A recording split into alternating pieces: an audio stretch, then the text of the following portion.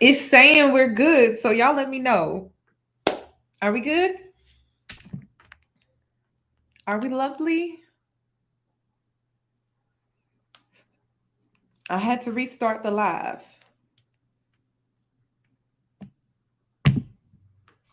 Take two.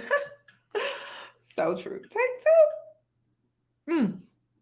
Oh, it's much better. See, I don't know what was going on. But see, I switched right before I came on. I turned off the Wi-Fi to go hardwire streaming. And I think I just needed more time, I guess. Okay. Okay. Oh, yay. I'm excited. Okay, let's get into the intro. We got to do it again. Sorry, but I love the intro. Hey boos, in this video, I give commentary based on my opinion. Nothing is to be taken as factual. We are just here to have conversation. We don't expose and we don't sip tea on this channel. I'm giving you real talk straight, no chaser. Let's see if you can handle it.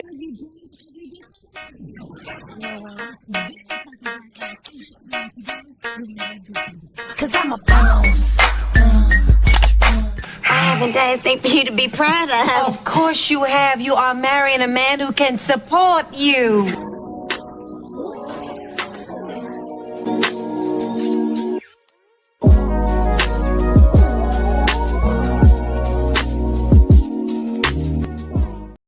Okay, so like I was saying, a lot of people are running with the assumption that Bria Jones got off, and she did not. She is currently being dragged by the white community. So if you've never been dragged by the white community, they drag you to filth for months. The black community drags you to filth for like a week and a half because our attention spans are very short. Now wait a minute. It's saying my connection is wonky. It keeps going up and down, up and down. So y'all let me know how the connection is now. Now it went away. Hell. I guess it's just retrograde because it wasn't doing all of this. But no, she didn't get off the hook, y'all. I'm sorry. She didn't. Neither of these girls got off the hook. They all are, I mean, like people are trying to run with this narrative that the women, because they're dark skinned, that they got off. No, they did not. I'm sorry. They didn't. And please don't take a serious issue and attach it to this situation. And the reason why I say that is because it actually feeds into validating why people feel the need to be colorist towards you. If you're going to use a very serious issue, it needs to be applied to situations where you're being represented well. That's just my honest opinion. Like, if you're going to take a very serious issue like colorism and want to use a situation as an example, I wouldn't use this one, honey. I wouldn't. And I'm going to show you why. Because first and foremost, they assumed Bria was not black. She's black. She's black. So I'm gonna show you why I wouldn't use this situation and take the angle of colorism. And I'm just gonna show you why. They assumed that she wasn't black. Okay, so let me go ahead and bring that up right now. This is her, I want to say this is her mother. This is her rehearsal dinner and wedding day vlog. Yeah. That was, yeah. At first I was like, I can wing it, right? No. She walked out and all of us were like, yeah. She had the dress on and AJ had to zip the dress. I said, AJ, how bad's the slit? And he goes, oh. So yeah, they heard me rustling in my closet for like an hour. And they thought that I was like Cinderella and redid the dress, but this actually came with the dress. They thought I had my mice back there with me. So your clothes. Yeah, so anyways, a little creativity and some pressure and you can make some things happen, guys. I just In like the closet. Basically, this is not gonna fly with Dad. Yeah, we need. That's her mama. I believe that's her mama. Okay. Now her sister is in the back. She high yellow as well. Okay, her daddy light skin. She honestly is the darkest shade in the family, according to what I've seen. So her dad, you'll see her dad on her YouTube channel. She did like some type of prank on her dad on her wedding day during their father-daughter dance. So they assumed that this girl was not black. They made an assumption. That's why you don't make assumptions. You investigate. Or better yet, you move in silence and you stay the hell out of it. You know, that always works too. She also married white, so she's around a lot of white people. I think she also grew up suburban. This is her husband. They from my hometown. They from Kansas City too. They're actually from my hometown. This her husband. Okay. So no, she is a black woman. This is also, let me see if I can find it, because I did some investigating. Is this, wait, here it is. Because y'all know I'm big on receipts. Wait, is it that? No, it's this. Oh, they keep logging me out. Why do y'all keep doing this to me? Because I was just logged in.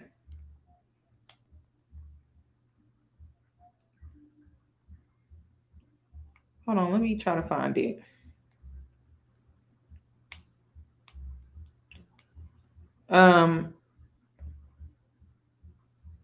One thing that I did notice was on TikTok, a lot of dark-skinned black women were separating themselves from the situation, which I understand because I wouldn't want to be represented like this.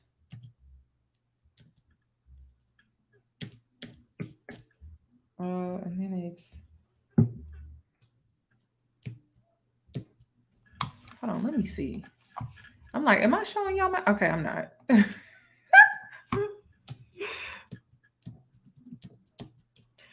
Girl, why is my keyboard? Okay. Instagram's been giving me a hard time all day.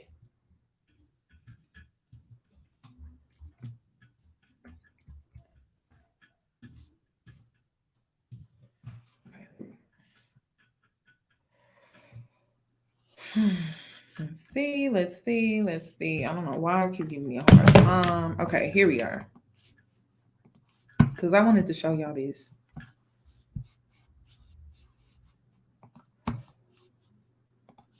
Is it this? No, this. No, this. Here it is. Okay, so this was her birthday. So this is her on her wedding day. She looks absolutely gorgeous. But this is also some throwbacks of her when she was younger. Am I going too fast? Y'all let me know. Am I going too fast? Let me blow it up. Am I going too fast? No, there was an Indian woman that she was referring to. She's not Indian, y'all. I don't know where y'all got that from. I don't know. There's an Indian woman that spoke out against Tarte, but she's not referring to Bria, though. I'll have to show you. If you go to the original Beauty Guru drama channel, the video that I inserted, you'll see the Indian woman that she's actually referring to. But no, she's not Indian. I don't know where y'all got that from.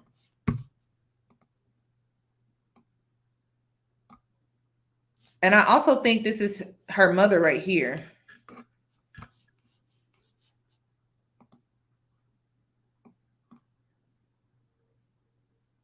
Now, y'all know a white mama that put in these type of rollers? Because I don't. y'all know white mamas don't know nothing about them foam rollers. They don't. I'm sorry. They don't. I don't know not one white mother that know anything about, especially back then, foam rollers. Okay? I'm sorry.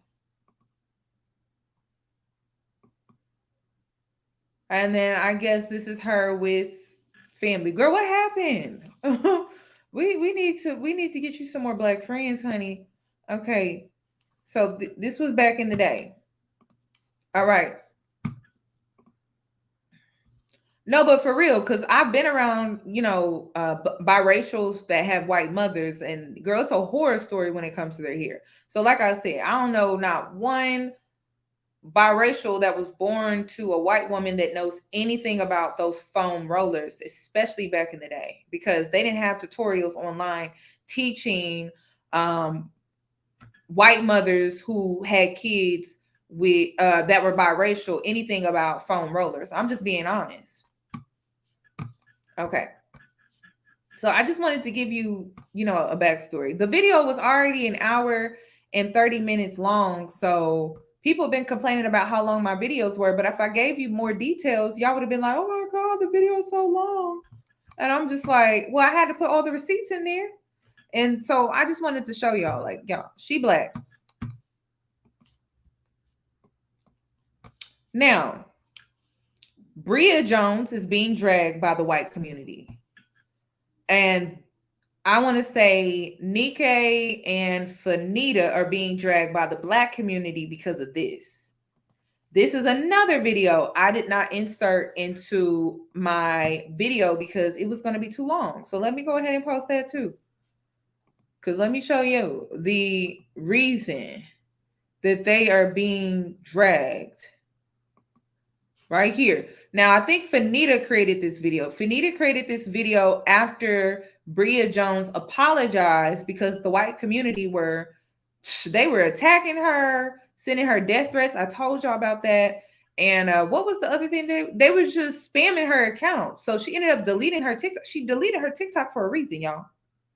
I told y'all, if I had to choose my poison, if I had to choose between getting dragged by the white community or dragged by the black community, I would rather be dragged by the black community 10 times over, honey. Because one thing about the white community, they drag you for months, girl. We talking like 3 months, 4 months, 6 months. They drag you to filth for months. So she did not get off easy. Oh, wait. Well. One thing about them tables, they always turned on it. How do y'all feel? Let me give y'all a real gaga. So there are 3 groups on this trip, and a lot of people are going to leave Saturday. You know what I'm saying? This all started because of a typo on an email. Like, literally. Y'all calling me all types of names over a typo? Like, can we start being serious? Y'all need to fucking touch grass, and y'all need to stop jumping at an opportunity to attack people when you don't know what the fuck is going on. Y'all don't know this industry. Y'all just like to be in fucking mess and be in drama and put your 2 cents into shit you have no idea about. I knew the truth before I came on this trip. Bria misunderstood what was going on. You know what I'm saying? Now, how she know the truth? Like, y'all, one thing Yoni don't do is insert myself in some shit I did not witness myself. I'm not about to listen to a third person about what another person then did and then put my neck out here on the internet. Girl, that don't got nothing to do with me. Ladies, quick tip. No comment. I don't know nothing about that. I don't know nothing about that situation. I wasn't there. I didn't witness it. It ain't my business. Poof. That's it. So how you know about a situation you did not witness? And then in my mind, right, there's this side, and then there's the truth. So because I was not a witness, I'm not about to put my neck out here with my brand and my livelihood and say anything about another person. I'm just not doing that, honey. It's alleged. But I'm not in this situation. I'm just not going to speak on it because I was not there. So because I was not there and I was not a witness, I'm going to mind my business. And this is what I be talking about, like girls just being messy. And it's just like, how do you not know how to just simply stay out of it? Oh my goodness. But let's continue. And so for y'all to like foam at the mouth to attack America's sweetheart, you should learn a lesson. Fanita always comes out on top. And y'all have, you know what I'm saying, kind of tainted my very first brand trip. So thanks for that, I guess. But I'm going to try to enjoy what little of it is left. So y'all can please leave me alone now. Thank you. I'm going to be real with you. Fanita, she gets a pass with Yoni. She do. She get a pass with me. She get a pass, and I'm gonna get into why she get a pass. She and she the only one that get a pass, because Bria don't even get a pass. Bria don't get a pass with me. I'm sorry, she don't, and I'm gonna get into why she don't get a pass. Niké don't get a pass because, girl, do I really need to say why she don't get a pass? But Fanita does get a pass. Okay, that's all I'm gonna say from now. For now, but let's continue. Kindly.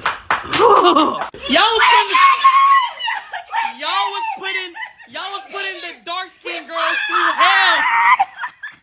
We fought so Bro, y'all put the dark skinned girls through hell today. And only us. Only us. There's 6 black girls on this trip and only us. We fought so hard. We sat here, we negotiated. What's that about? We argued. Yeah. What was that about? What was that about? Y'all foamed at the mouth. Y'all was attacking us all day. We beat the allegations. We beat the Uncle Tom allegations. It was based on lies. Lord. Now, the reason why Fanita gets a pass is because she got used in 2 ways. She got used by Tarte, and she also got used by Niké. See, Niké, if you actually watch the original video, when she posted that "Get ready with me, I'm going to Miami" video, they was dragging her ass on TikTok. She had to turn off her comments. And so when she arrived there, she linked with Fanita. Like, girl, if I go down, I need somebody to take the fall with me. So she got set up twice, not once, but twice. She got set up twice. And see, Niké, she the type of woman where she throw rocks and then she hide her hand, and then she'll try to either get someone to take the fall for her or get someone to take the fall with her. And that's exactly what happened with Fanita. So Fanita get a pass. She do. Fanita, because I'm telling you, if Fanita would have never linked up and became buddy with Niké, right? And I think they put her in the same room as Niké as well. I don't think people would be tripping about Fanita like that. That's just me being real. Fanita is who she is, and I've been watching some of her videos. This is who she is. This is who she is. So none of her fans really should be shocked by it, unless you're just hopping on, the hate train. I'm being for real, because I've been watching her videos, and I'm just like, Niké set this entire thing up. And then this is where a lot of people miss. This is what y'all missed in the original video. Now, Niké, one thing about narcissism or just like toxic people who have like an inflated ego, they tell on themselves because they ramble, because they think that they're the smartest one, right? And so when they ramble, they tend to tell more than they need to. So if you go and you watch the original video, they hired her to basically create all of this. This was all planned. This was all strategy, because they knew that, okay, let me invite her last minute. Because have y'all ever thought about why she's the oldest one that attended this trip? It's because she's friends with one of the PR girls, and the PR girl was like, hey, can you do me a favor? And then I'm pretty sure Niké was like, sure, but it's going to cost you. And so she got bought to do all of this. She planned all of this. So I know that probably went over your head, but she just flat out used Fanita. Fanita got used flat out. She just got used. So that's why Niké doesn't get a pass and Fanita does with me, because I see the whole scheme and plan that Niké came up with. And from start to finish, like, she was plotting. She was plotting. And so when she made that "Get Ready With Me" Miami video, she was already getting dragged. And so when she got there, she made sure to link up with Fanita, boost her head up. And of course, Fanita's on brand. She's very excited to be in Miami. So it was so easy to do, because it's on brand for Fanita.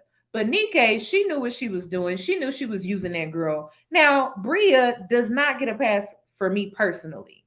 And the reason is because Bria was okay with being the token black girl until it stopped benefiting her, until they started treating her like common folk, like people of color. When they started treating her like a person of color, that's when she had an issue. But when they weren't treating her like a person of color, they was laying out the red carpet and allowing her to come here, do this and do that. She was cool with it. She was cool with being the only Black woman, or what she would like to say on her platform, person of color, when it benefited her. Now, I'm not mad at any of these women for attending this trip. That's what they supposed to do. It's their job. Okay. Now, it was on brand for Jackie Aina to part ways with Tarte, because what is Jackie Aina known for? Foundation shades. So it wasn't on brand for Jackie to continue a partnership with Tarte. Just was not on brand. I'm sorry. That's what she's known for. So that's why Jackie, it's like, why y'all calling on Jackie? They ain't Jackie business. Don't involve Jackie in this. And then, quiet as it's kept, Jackie is a token Black woman in the white beauty space. But she looks out for Black women.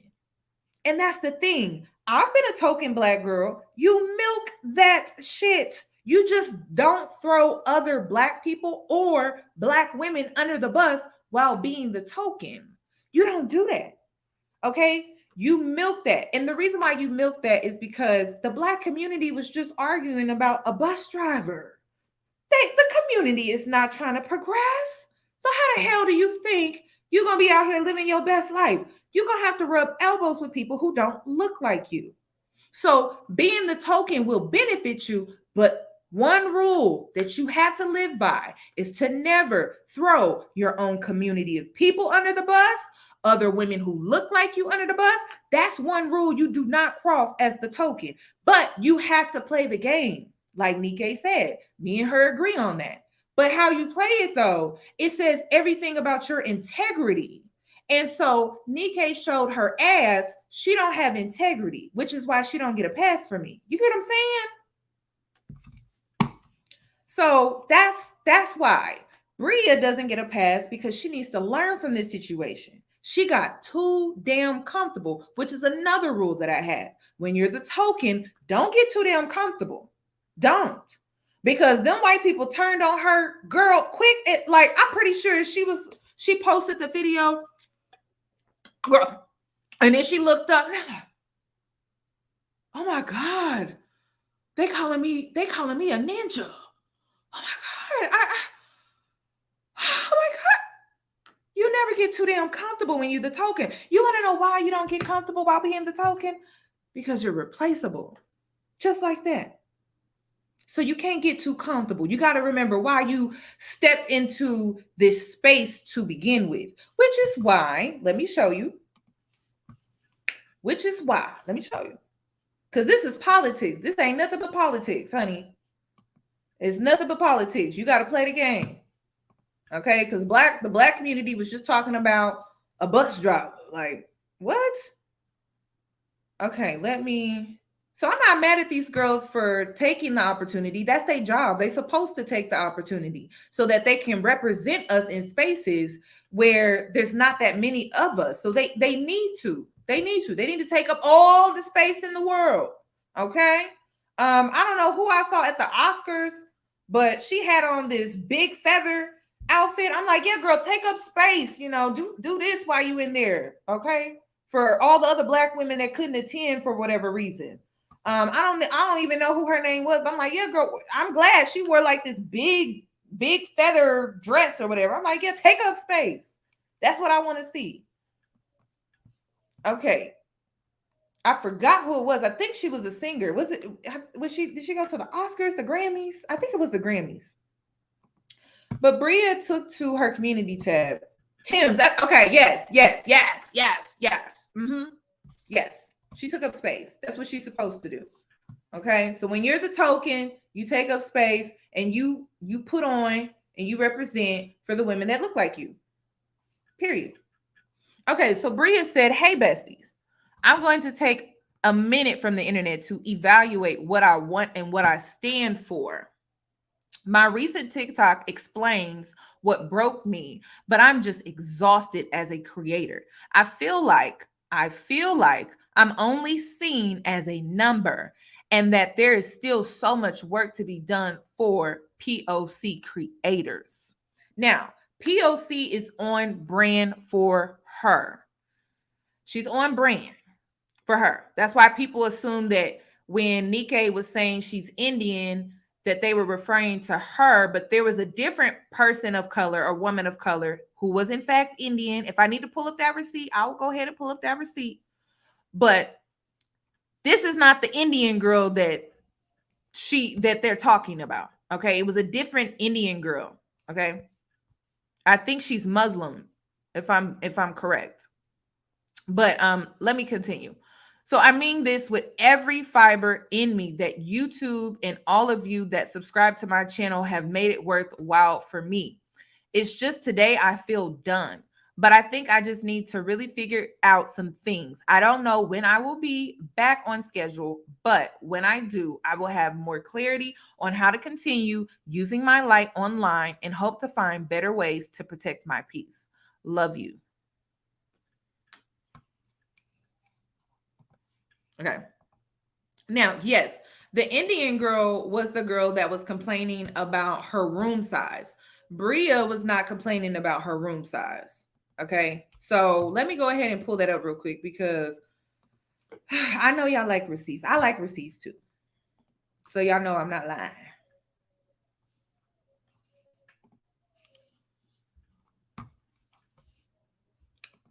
Is it right here? Hold on, wait. Yeah, this was on the YouTube channel called T-Spill. So let me bring up the Indian girl real quick.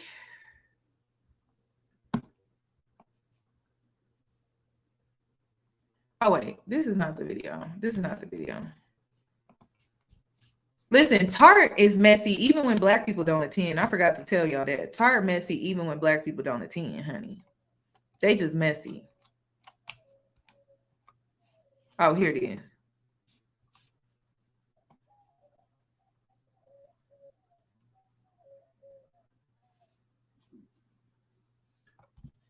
Hold on, is it this one? Here it is. Here's the Indian woman. Hold on.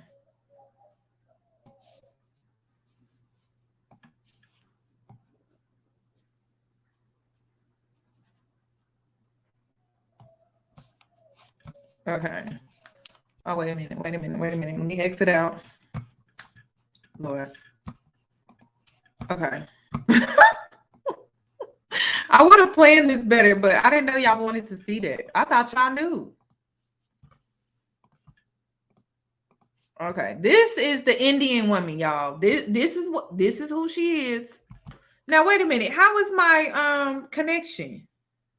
Okay, yeah, I guess it's gonna keep jumping like that. Okay, whatever. All right, how is my connection?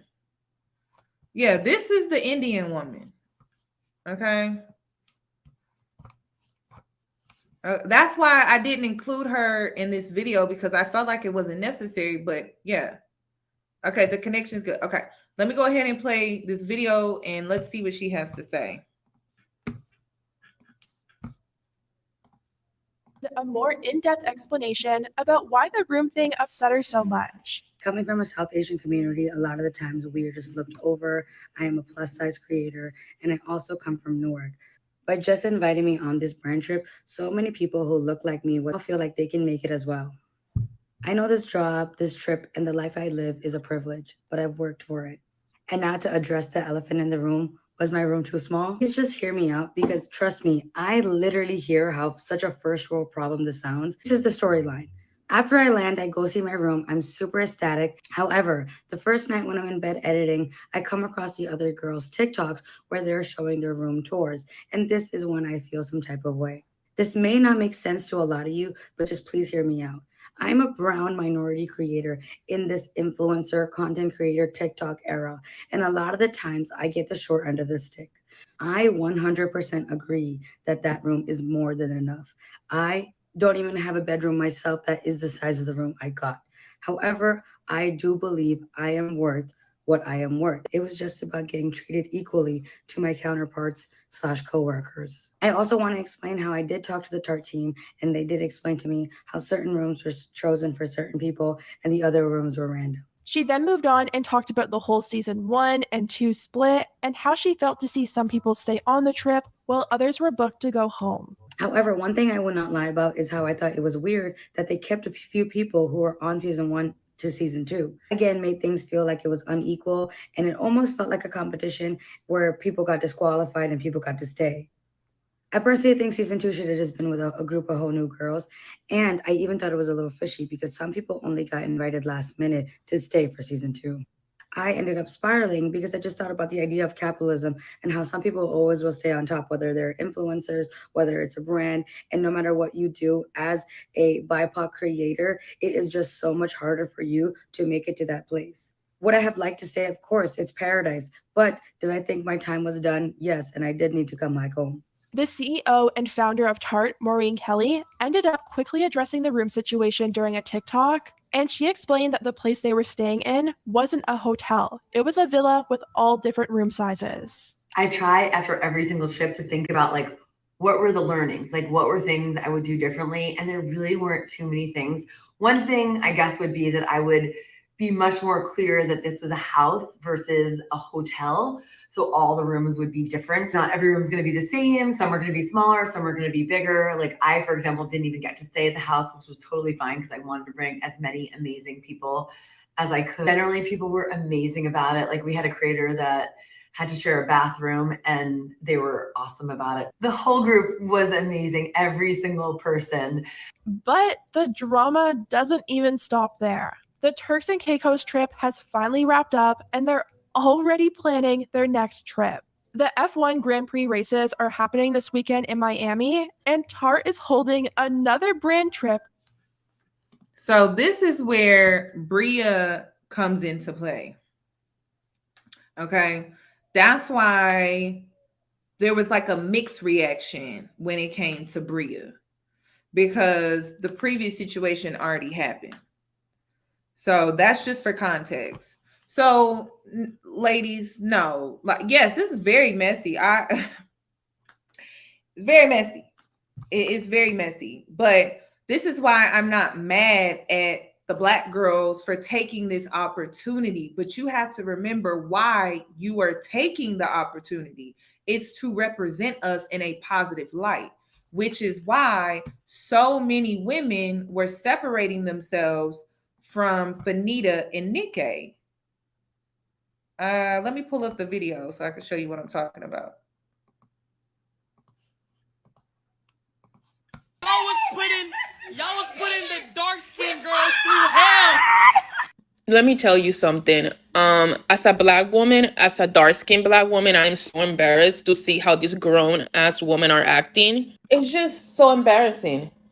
Because you guys are talking about, we had to fight so hard over a trip to Miami, over some cheap ass concealer. You fought so hard for that? Embarrassing. Embarrassing. Like I said, as a dark-skinned Black woman, I am so embarrassed. I'm speechless that we're acting like this. And listen, if you think you came out on top, this is gonna backfire. Because at the end of the day, you need to remember that you're a Black woman, a dark-skinned Black woman, okay? Remember that. You guys are embarrassing. It's just, Jesus Christ. The fact that y'all out here acting a fool on Beyonce's internet, on Blue Ivy's Wi-Fi, embarrassing. Like I said, as a dark-skinned Black woman, I am so embarrassed. I'm ashamed. Lord have mercy. Now let me go run my errands.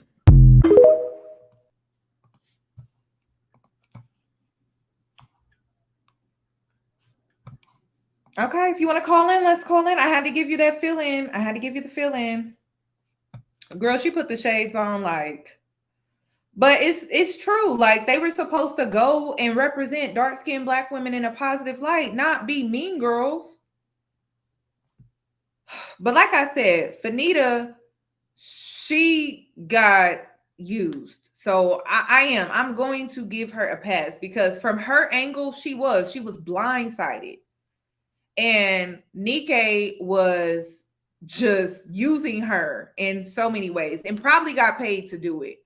because she said, I like to milk opportunities. I like to milk being the token. So basically for her to come on the trip and to play cleanup, she probably got paid to come.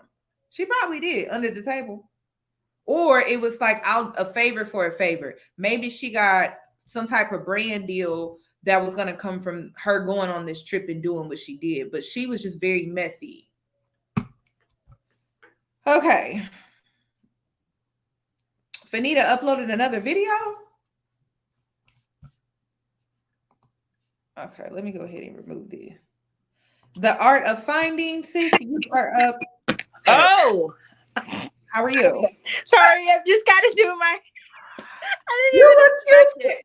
Listen, Sorry. Go ahead and finish and talk to us at the same time. Okay. I think it's just ridiculous. I just think that women should be supporting other women, and it's just stupid. And I wish that Tarte is not. If we're going to go at why do you want to be there? We could boycott Tarte. They don't really need us, so we could boycott them, move more to Fenty, places that appreciate and love us and the different colors of our skin. So that one really upset me. So it's I have ridiculous. to be honest with you. I don't agree, but hear me out. Okay. The reason why I don't agree is because Jackie Aina, if she would have never inserted herself in places where there were like limited opportunities, limited foundations, she really changed the beauty community. I think people need to stay focused about their mission and their purpose. Like if you're going to be centered and placed in these positions and opportunities, the point and the purpose for you to be in that room is to create change, but you have to advocate for women who look like you. And I think these women that went on the trip, they were more for self. But that's what I'm saying. Like these women had every opportunity to get in the ear and to advocate for us in spaces where a lot of times we're not invited to, we're not included in. But if we just focus on this very small group in the Black community, we're not going to get far. Because again, as Black women, we have it hard. They want us to date bus drivers. Yoni, I see the perspective that you're sharing. Mm-hmm. And I will just talk off my own personal life experience. Mm-hmm. I remember when I was 22, I worked at a company. Out of 50,000 employees there, I was the only one Black female systems engineer, and I hated it. Mm-hmm. I hated every time I would see Black people going to the bathroom. The ladies would always they would be like, "Oh yeah, go you," because most of them were stuck on the phone. And I hated having that role because I felt like every day I had this pressure or something on my back where I had something to prove every day that, okay, yes, I'm the token Black girl. I hated that. I never would want anyone to be in that same position. I don't like it. I know we're in 2023 now. That shouldn't be the case. If Tarte doesn't want to change, right? Tarte has been here for so many years. They don't want to change. Going on this brand trip will not change their mind, or being a good Black girl or whatever will not change their mind in them being more diverse. But that's just my 2 cents. But what about the history of Black people? Like if we took your perspective and applied it to the history, it would be non-existent. Black history. That may be the case, mm-hmm. but it's, for me, when you don't have another mentor in the space, it can be, even if it's not someone who looks like me, someone mm-hmm. maybe who's not even a person of color, who's a white lady, who's willing to take you under their wing, mm-hmm. then, it's really hard to come up in that space when you're unsupported. Right. And I'm not sure how the other Tarte influencers, if they're supporting any of these women. I don't know the history of that. Do you know? I really don't. I don't know. But I just know, like, for Jackie, she was one of the first. If she took your approach, we would not be, I don't even know if we would have the range and foundations that we have today. I mean, someone has to do it. And I'm not saying that it's a fun job. I'm not even saying it's exciting. It's not, because I know what it's like to be in a white space and you don't feel comfortable at all. You don't. From your outfit fit choice, your vocabulary, your skin color, your hairstyle, like all of that, you know. But somebody does have to do it in order to make a path. And that's the hard choice in all of this. That's why I'm not mad at the girls for going. But if you were gonna go, why didn't you represent in a positive way? That's my only issue with this situation. That's really it. But somebody got to do it, because if we don't, we're not going to have any. We're not going to have much. We're not going to have much. I'll say that. I do want to say, like, we can always, you know, it's not. This is my other thing, is it's not rocket science, right? Now I own my own company, but it's not rocket science. We can always create our own tables. Right. We don't have to do it, you know. Yes, you have to stoop to conquer. Fine, granted, but we don't have to do it in an environment where we are suffering so much. It's not worth the mental anguish that you place yourself into in order for it to happen, right? Rihanna created Fenty, or she partnered with someone and they created Fenty.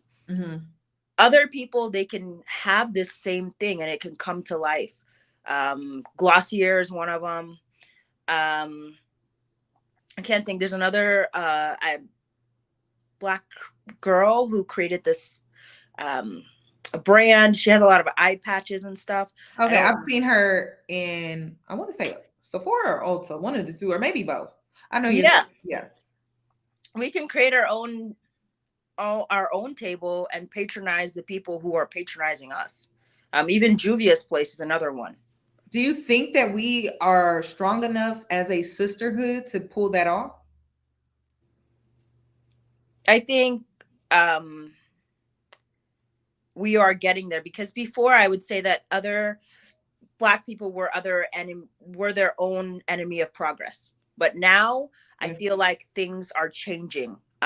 People are really thinking about the sisterhood. Sisterhood is growing. That's what I would say. I would say that too. Yeah. Okay.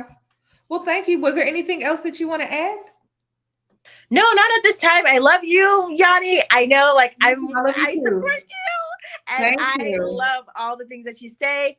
I agree with most of the stuff. Sometimes I don't agree with it, but I respect you 100%. Thank you. Thank you. You enjoy the rest of your day. You too. Thank you. Right. Okay, unapologetic. Hey, sis, how are you? I'm not sure what's going on. Okay, I think you're mute. You're mute.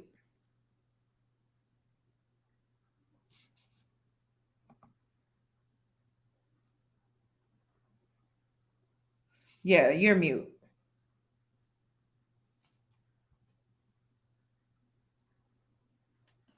Can you hear me? Yes. Okay. Yes, I can hear you now. Okay, I was saying how my audio is bad, but hey, Yoni, and I can hardly hear you because I'm in my car. But it's okay. Yeah, so I'm really sad about this situation, but honestly, when it comes to the whole Niké and the Bria thing, when I first watched the video, like, I kind of had mixed feelings, because I'm like, she's crying over, like, you know, a trip, but it's a big deal to her. And then the corporate girl in me, the side of me is like, they do these games, they play these games, like, there's different tiers. And so if you want to play this game, like, you kind of have to, you know, not be okay with it, but this is the game we play when we're in their world. You have to play by their games. A person like Niké, she knows the game, so she's gonna be like, oh, she knows she has to be cutthroat, she has to be for herself. She's not thinking about the collective of Black people. So that's the industry she's in. That, and honestly, no, I didn't really like how Niké came about it though. Like, she obviously does not care about the collective. She wants to be used, and she wants to use them. Right. I think that's so sad. And then you just asked about the sisterhood.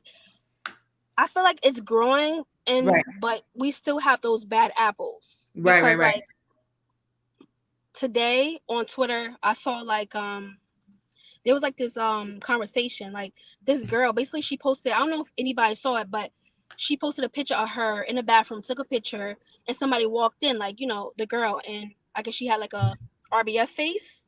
And she was like, oh, can somebody crop this girl out, something. And then it was just like everybody started like, you know, getting on her, because this is like, she's another Black woman, like why would you, she just walked in of the bathroom, she's not hating on you, you're taking a picture. And so I feel like there's so many mean-spirited women out here who really don't like women, and it's like those get highlighted more than I feel like the, you know, the camaraderie that we do have. And so when I saw this story today, I was like, damn, another negative sisterhood storyline. Yep. So sad. So that's what I was saying. It's hard for Black women. Like, I understood where Niké was coming from. It was just the way she went about it. It was real nasty. Like, it was like mean spirited, you know, because I understood. I've played the game in corporate as well. I've played it in other spaces. I've been the token Black girl. I just showed y'all on my Instagram story. Let me go ahead and pull it up. And that's what I'm saying. Like, I'm not mad at these girls for being the token, because I've been the token, but I don't throw other Black women under the bus while being the token, because I know my position is easily replaceable. But I am going to play the game like Niké was saying, because like how else are we going to make our way in? We're not. I'm trying to share my screen real quick. Wait, is it this? Hold on. This? I don't know what's going on. Oh, wait, I have to. I'm sorry. That's why I have to add it. Hold on, that's the wrong one. But I wanted to, and then Fanita also responded just now. But just give me a sec, because I want to show y'all. I've never showed these pictures. Like, I've actually kept them off the internet. But yeah, I've been the token, y'all. I know what it looks like. I've been the token. But you don't throw your own people under the bus. You don't do that. Right. You don't do that. There is principle, you know, there are codes that you should follow if you are going to do it. I'm not going to judge you for doing it, but it was, like I said, it was very mean-spirited, in my opinion, what she did. It was just unnecessary. No, it was mean-spirited. It's hack. And it's just like, why we got to be like this to each other? Like, but it comes to that individual, like that individualism. It's everywhere. It's like, and like you was asking other girls, like, do you believe, like, as a sisterhood, can we break free of this? And it's like, there's some people who could come and some people who can't. And these mean-spirited girls, they gotta go. They gotta do that. Do. And we can't. We gotta focus on us and just keep creating this positive, like, content that you're doing, and coming together in these spaces and really having these like conversations, because, you know, we can, though some of these comments is just like, well, not in here, but, you know, under these posts or whatever, they're just so surface level, and we really need to have these nuanced conversations, because like sisterhood and friendship is, I feel like, it's very important in life. Like, romantic relationships, like, those are important too, but I believe below those, because your friends, they're going to be there. They should be there if they're your real friends through whatever. I agree. Thank you for coming up here and sharing. No Hopefully problem. everything's right with you. I know we haven't seen each other in a while. I know, girl. No, everything is really, really good. And you know, I broke free of that man who was doing me dirty or whatever. But I could tell. You could tell? I could tell. Yes, I could tell. It's all in your energy. I could tell. Yes, ma'am. It looked like you lost weight too. It do. Does it? Yes, it does. But you know what? I joined Equinox or whatever, so, you know, I'm trying to get my body right. I love the classes, but yes, Yoni, I love your channel. Thank you. I'm gonna get up with you, okay? All righty. You enjoy the rest of your evening. You too. All right. Bye-bye. Okay. So Fanita, she posted a video. Let me go ahead and play that real quick before the other girls join. I think this is the video that you guys are talking about. Hold on. And it's 5 hours are absolutely insane. So the narratives that have been spun about me in the last 24 hours are absolutely insane. I'm not a coon. I'm not anti-black. I'm not a token. I'm not whatever y'all are saying about me.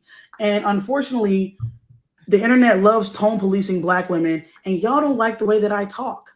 So I'm going to keep this tone throughout this entire video as I explain what actually really happened. Thursday, my manager asked me if I want to go to Miami because Tarte invited me. I said, absolutely. I'm a comedy creator. We don't get opportunities like that. We don't get experiences like that. I was super excited to go. It was my very first brand trip. I was ready. I just packed my bags. I wasn't on my phone, left. I came back. I posted my vlog of the hotel, talking in the tone that I always talk in, that is consistent throughout all of my videos. And I posted it, went to the pool, came back, went on live, and somebody called me a token. Me jokingly saying I'm a comedian. I say, all right, I'm a token then. Now what? Like, there's no way to combat that. I was being sarcastic. At this point, I had zero knowledge about Bria. I don't know Bria. I didn't know Bria before this. I didn't know any of her content. I didn't know that any of this was going on. I was just a person on a trip that a lot of people go on, right? So I start seeing comments the next day under my vlog about me being proud to be a token, and I'm getting a lot of hate for this situation that all started from miscommunication. So once I realized this wasn't just a random attack and there was actually something going on, me and the other girls, we decided to speak to Bria herself and get the full scope of what happened. There were different girls coming on different days, and everybody was leaving a different day, not just Bria. It wasn't a race thing. Multiple people were all leaving the different day. Not everybody was staying till Sunday. And Bria didn't read her email correctly. She got sent a mistake on an itinerary. And instead of just going to Tarte to clear it up and fix it, she went to the internet. And that's when the chaos ensued, because Bria realized that she made a massive mistake. And that's why she deactivated her TikTok account and fled and left us to deal with the aftermath. So as me and all the other black girls are getting a lot of hate, we decide we have to talk to Bria. We have to get Bria on the phone. We get Bria on the phone. Bria's very nasty and she's very rude, and she's not trying to be helpful at all. She's not trying to rectify the situation. She's trying to get out of this with not taking any accountability. That's why she only wanted to post that statement on her Instagram story for 24 hours and not on TikTok, where all of this started. So we were begging Bria to stand up for us and to stick up for us. We were making her aware that we were getting influxes of hate comments, racial slurs, getting attacked and drugged through the mud for a situation that didn't involve us and only involved her. And it was such a minute misunderstanding. It was about a copy and paste error on an itinerary. But Bria knew that if she came out and told y'all the truth, y'all would turn on her. And there'd be no going back, because once you say a company is racist, you can't take that back. And Bria knew that. So Bria said, no, I'm not going to help you. The most I'll do is post that same TikTok, that same Instagram statement on TikTok for 24 hours. And we were like, Bria, that's not going to be enough, because that statement has zero context and is quite vague. Nobody's going to understand what you're talking about. She didn't care. She said her hands are tied. That's the most that she can do.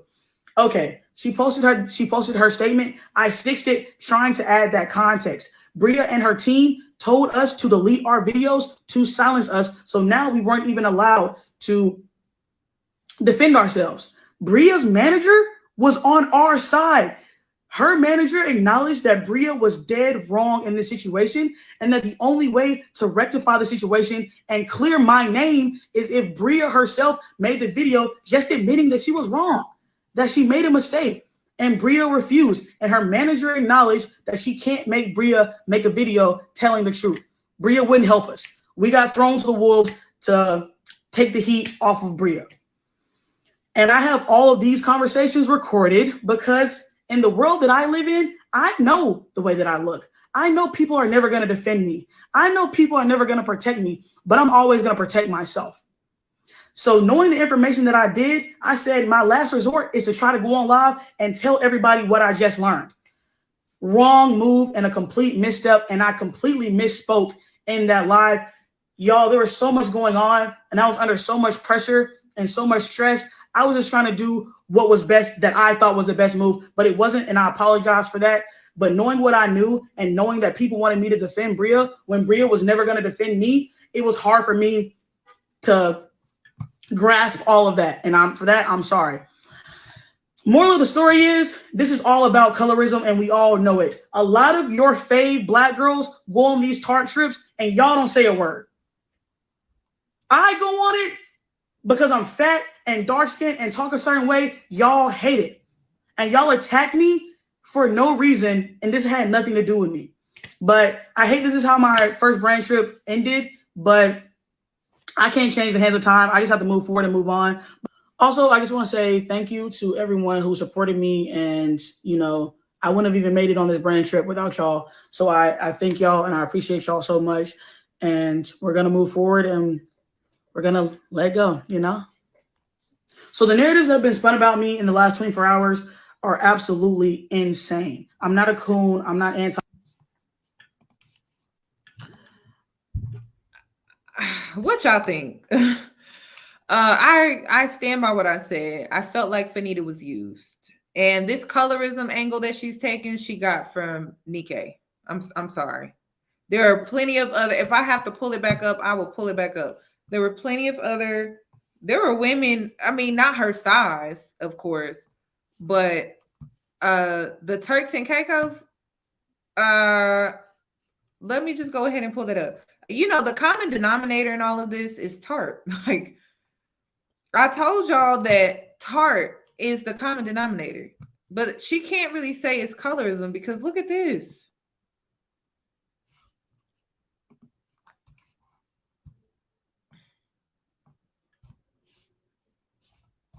Come on now. So no, like I said, I felt like I'm not, like I said, I was before she even made this response, Fanita got a pass because I felt like she truly was used in two ways, Tarte and Niké. So she can't really say it's colorism. And then the Indian woman is plus size. The Indian woman, let's go back.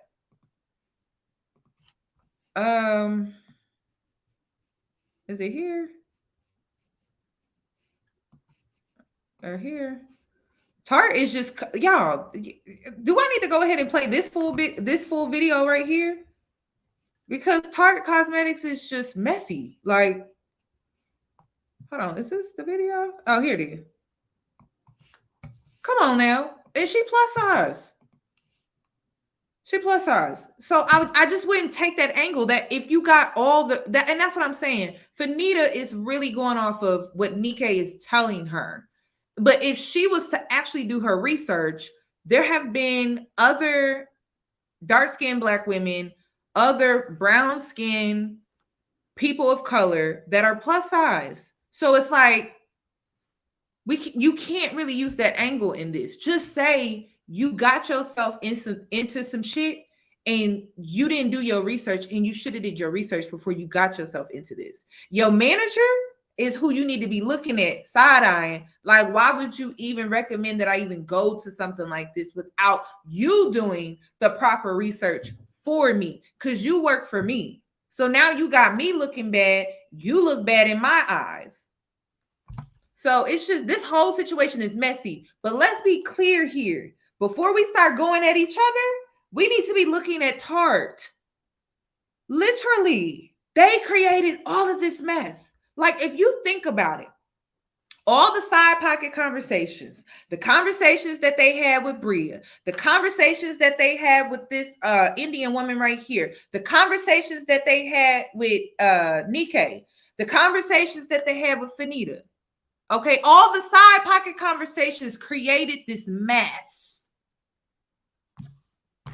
This is why I stay home, y'all. This is why I stay home. I mind my business. Don't bother me, because this is why we're talking about. When you have too many people involved in the situation and they're all having little side pocket conversations, it just creates drama.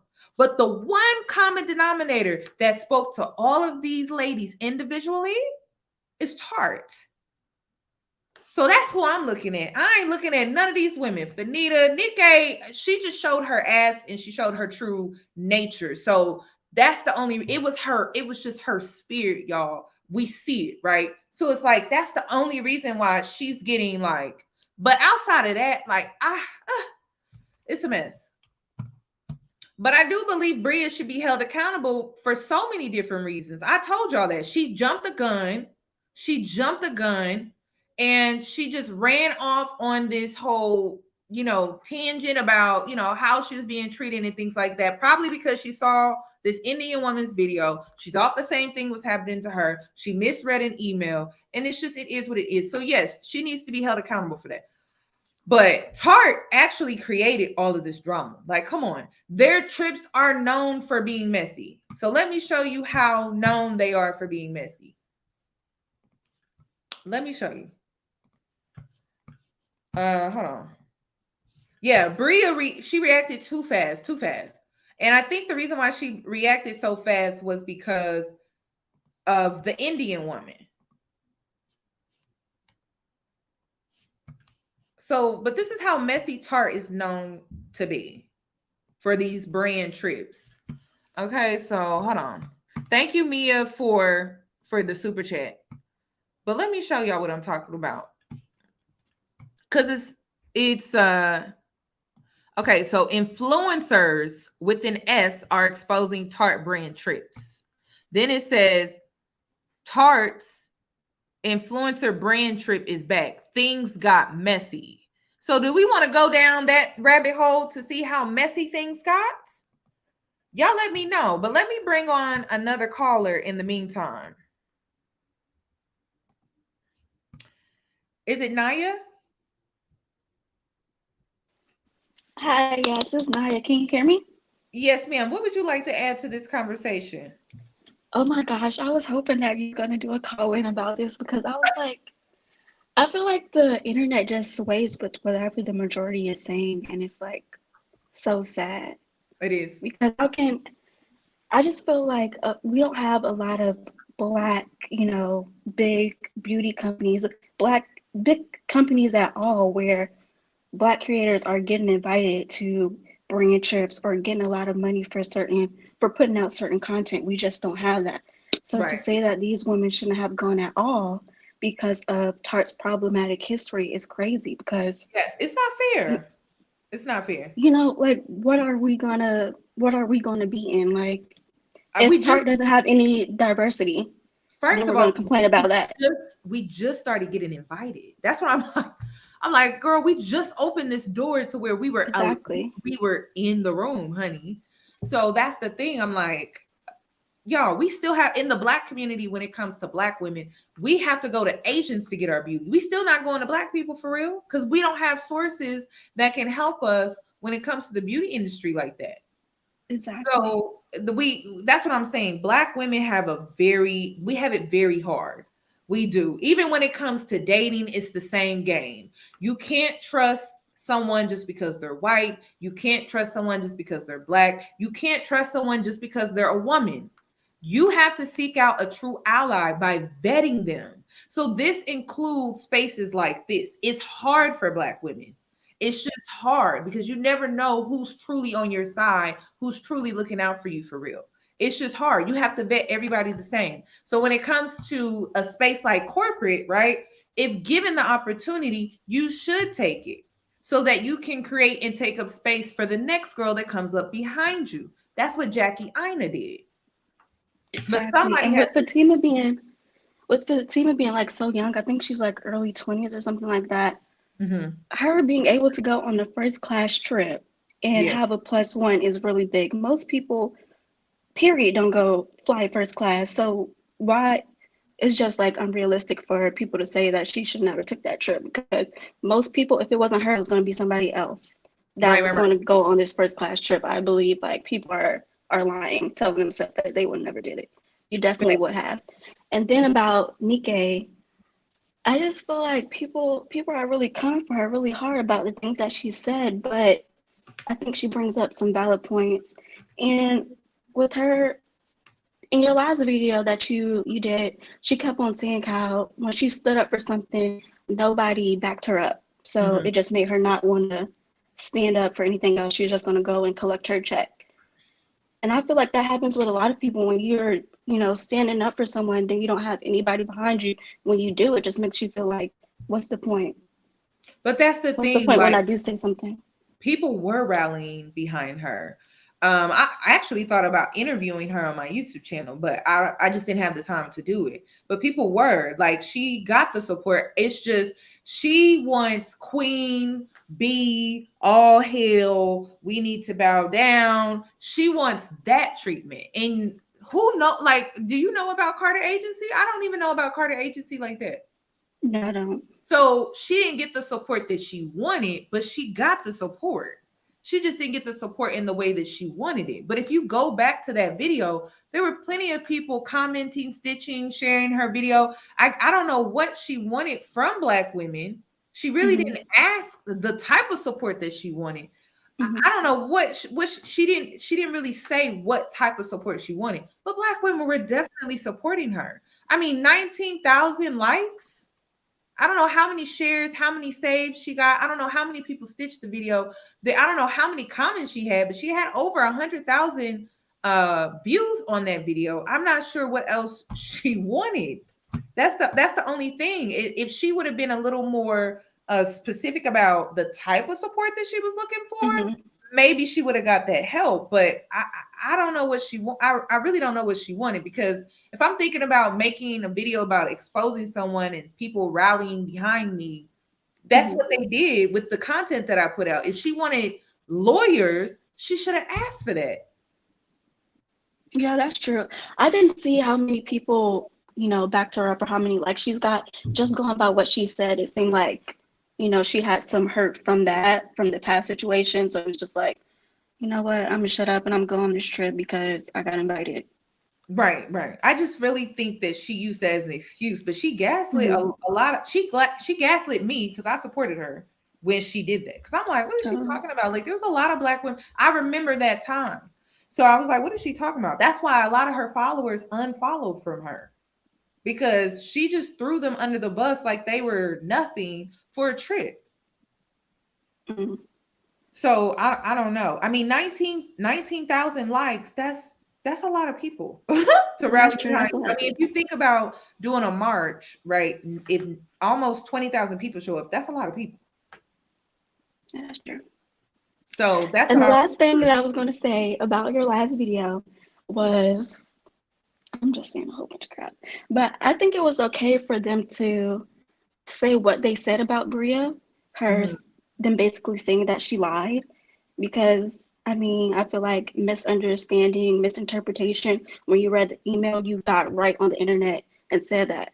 So at the end of the day, you did lie. You didn't want to go back on the internet and tell the truth of about what happened, about, you misunderstood the email and what was said. You didn't want to get on here and tell the truth. So I don't know. It looks like a lie. They kept saying it was a typo or she misread. What was it? Was it a typo or misread? If it's a typo, she didn't lie. She went off the email. Now, if she misread and overlooked some things, then maybe. But this is what it sounds like. It sounds like at the beginning, because I'm looking at it from the back end. Normally, when a brand reaches out, there's a beginning thread. It starts with the first email. They tend to send guidelines, the whole promo and things like that. So maybe they originally mentioned it in the original email, but as they started sending her emails, they may have gotten her confused with another girl. So it was a quote unquote typo. If it was a typo, then she didn't lie. But if it's a typo and you went on the internet and said all this stuff about this company, then you should take some accountability and get back on the internet, back on your platform, and tell the truth. They shouldn't have to beg you to go on the internet and tell the truth. I wouldn't say tell the truth. I would say clear up the mistake that you made, which you missed. Clear up. But lying, though, y'all, we got to think about this for a sec. To call somebody a flat out liar, that can ruin their whole reputation. That can ruin any future brands and things like that. That's why I'm not running with that. I wouldn't want somebody to do that to me if I made the mistake, jumped the gun, hopped on the internet, misread an email, and my intentions were I was being honest. You get what I'm saying? So she didn't, her intentions were to lie. Her intentions were thinking that she was being discriminated against. Now, she should come back on the internet to clear things up, right? I agree with that. But to use the word lying, that can ruin a person's whole reputation and brand and livelihood. That's why I'm not really for that. I wouldn't want someone doing that to me. I wouldn't want someone doing that to Fanita, Niké, or any of these women that are involved, because we already have it hard as Black women. So to say somebody's lying over a typo, that's a reach. That's a stretch for me. I just think like all the drama that it caused, I don't know. I would just say. But that's the thing, like there was a lot of manipulating that was going on with Tarte. And no one seems to focus on that. Like the focus is on Bria, the focus is on Niké, the focus is on Fanita. Like all of them have the heat on them, but not Tarte. So I feel like the number one common denominator in this entire situation is Tarte. They're already known for being messy. And we're not talking about racism. We're not talking about none of that. We're talking about simply being messy. Just messy. So that's why I'm like, we should really dig further into why this may have happened outside of racism. Yeah, for sure. So I think we should further look into it. But like, I'm not trying to throw none of these women really under the bus. I just don't personally rock with Niké because of her spirit. That's it. But I feel like Bria Jones should be held accountable. And Fanita, like I said, I really think that she got the shortest end of the stick in this situation. She didn't deserve to be dragged into all of this, honestly. But she linked up with the wrong girl, and she just, by her linking up with the wrong girl, it got her into a lot of drama. A lot. So I think that's the issue here. Like, she just should have never linked up with that girl. Okay. Well, I just wanted to come on here and share my point. This is the first time I got on the live, so this is really nice talking with you. Oh, thank you. You enjoy the rest of your evening. You too. Bye. All right. I'm going to show y'all what I'm talking about real quick,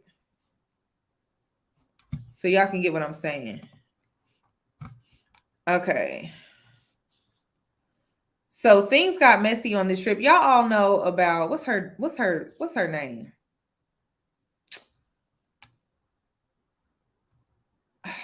I'm gonna play. Well, not, is it this one, or should I do this one? Let's just see what happened on this trip. Oh, wait. Who is this girl? I forget her name. I cannot think of her name. Let me show y'all what I'm talking about. Who I'm talking about.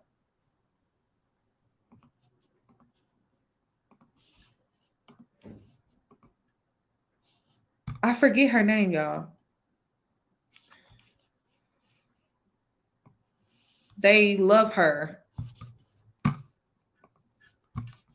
What is her name?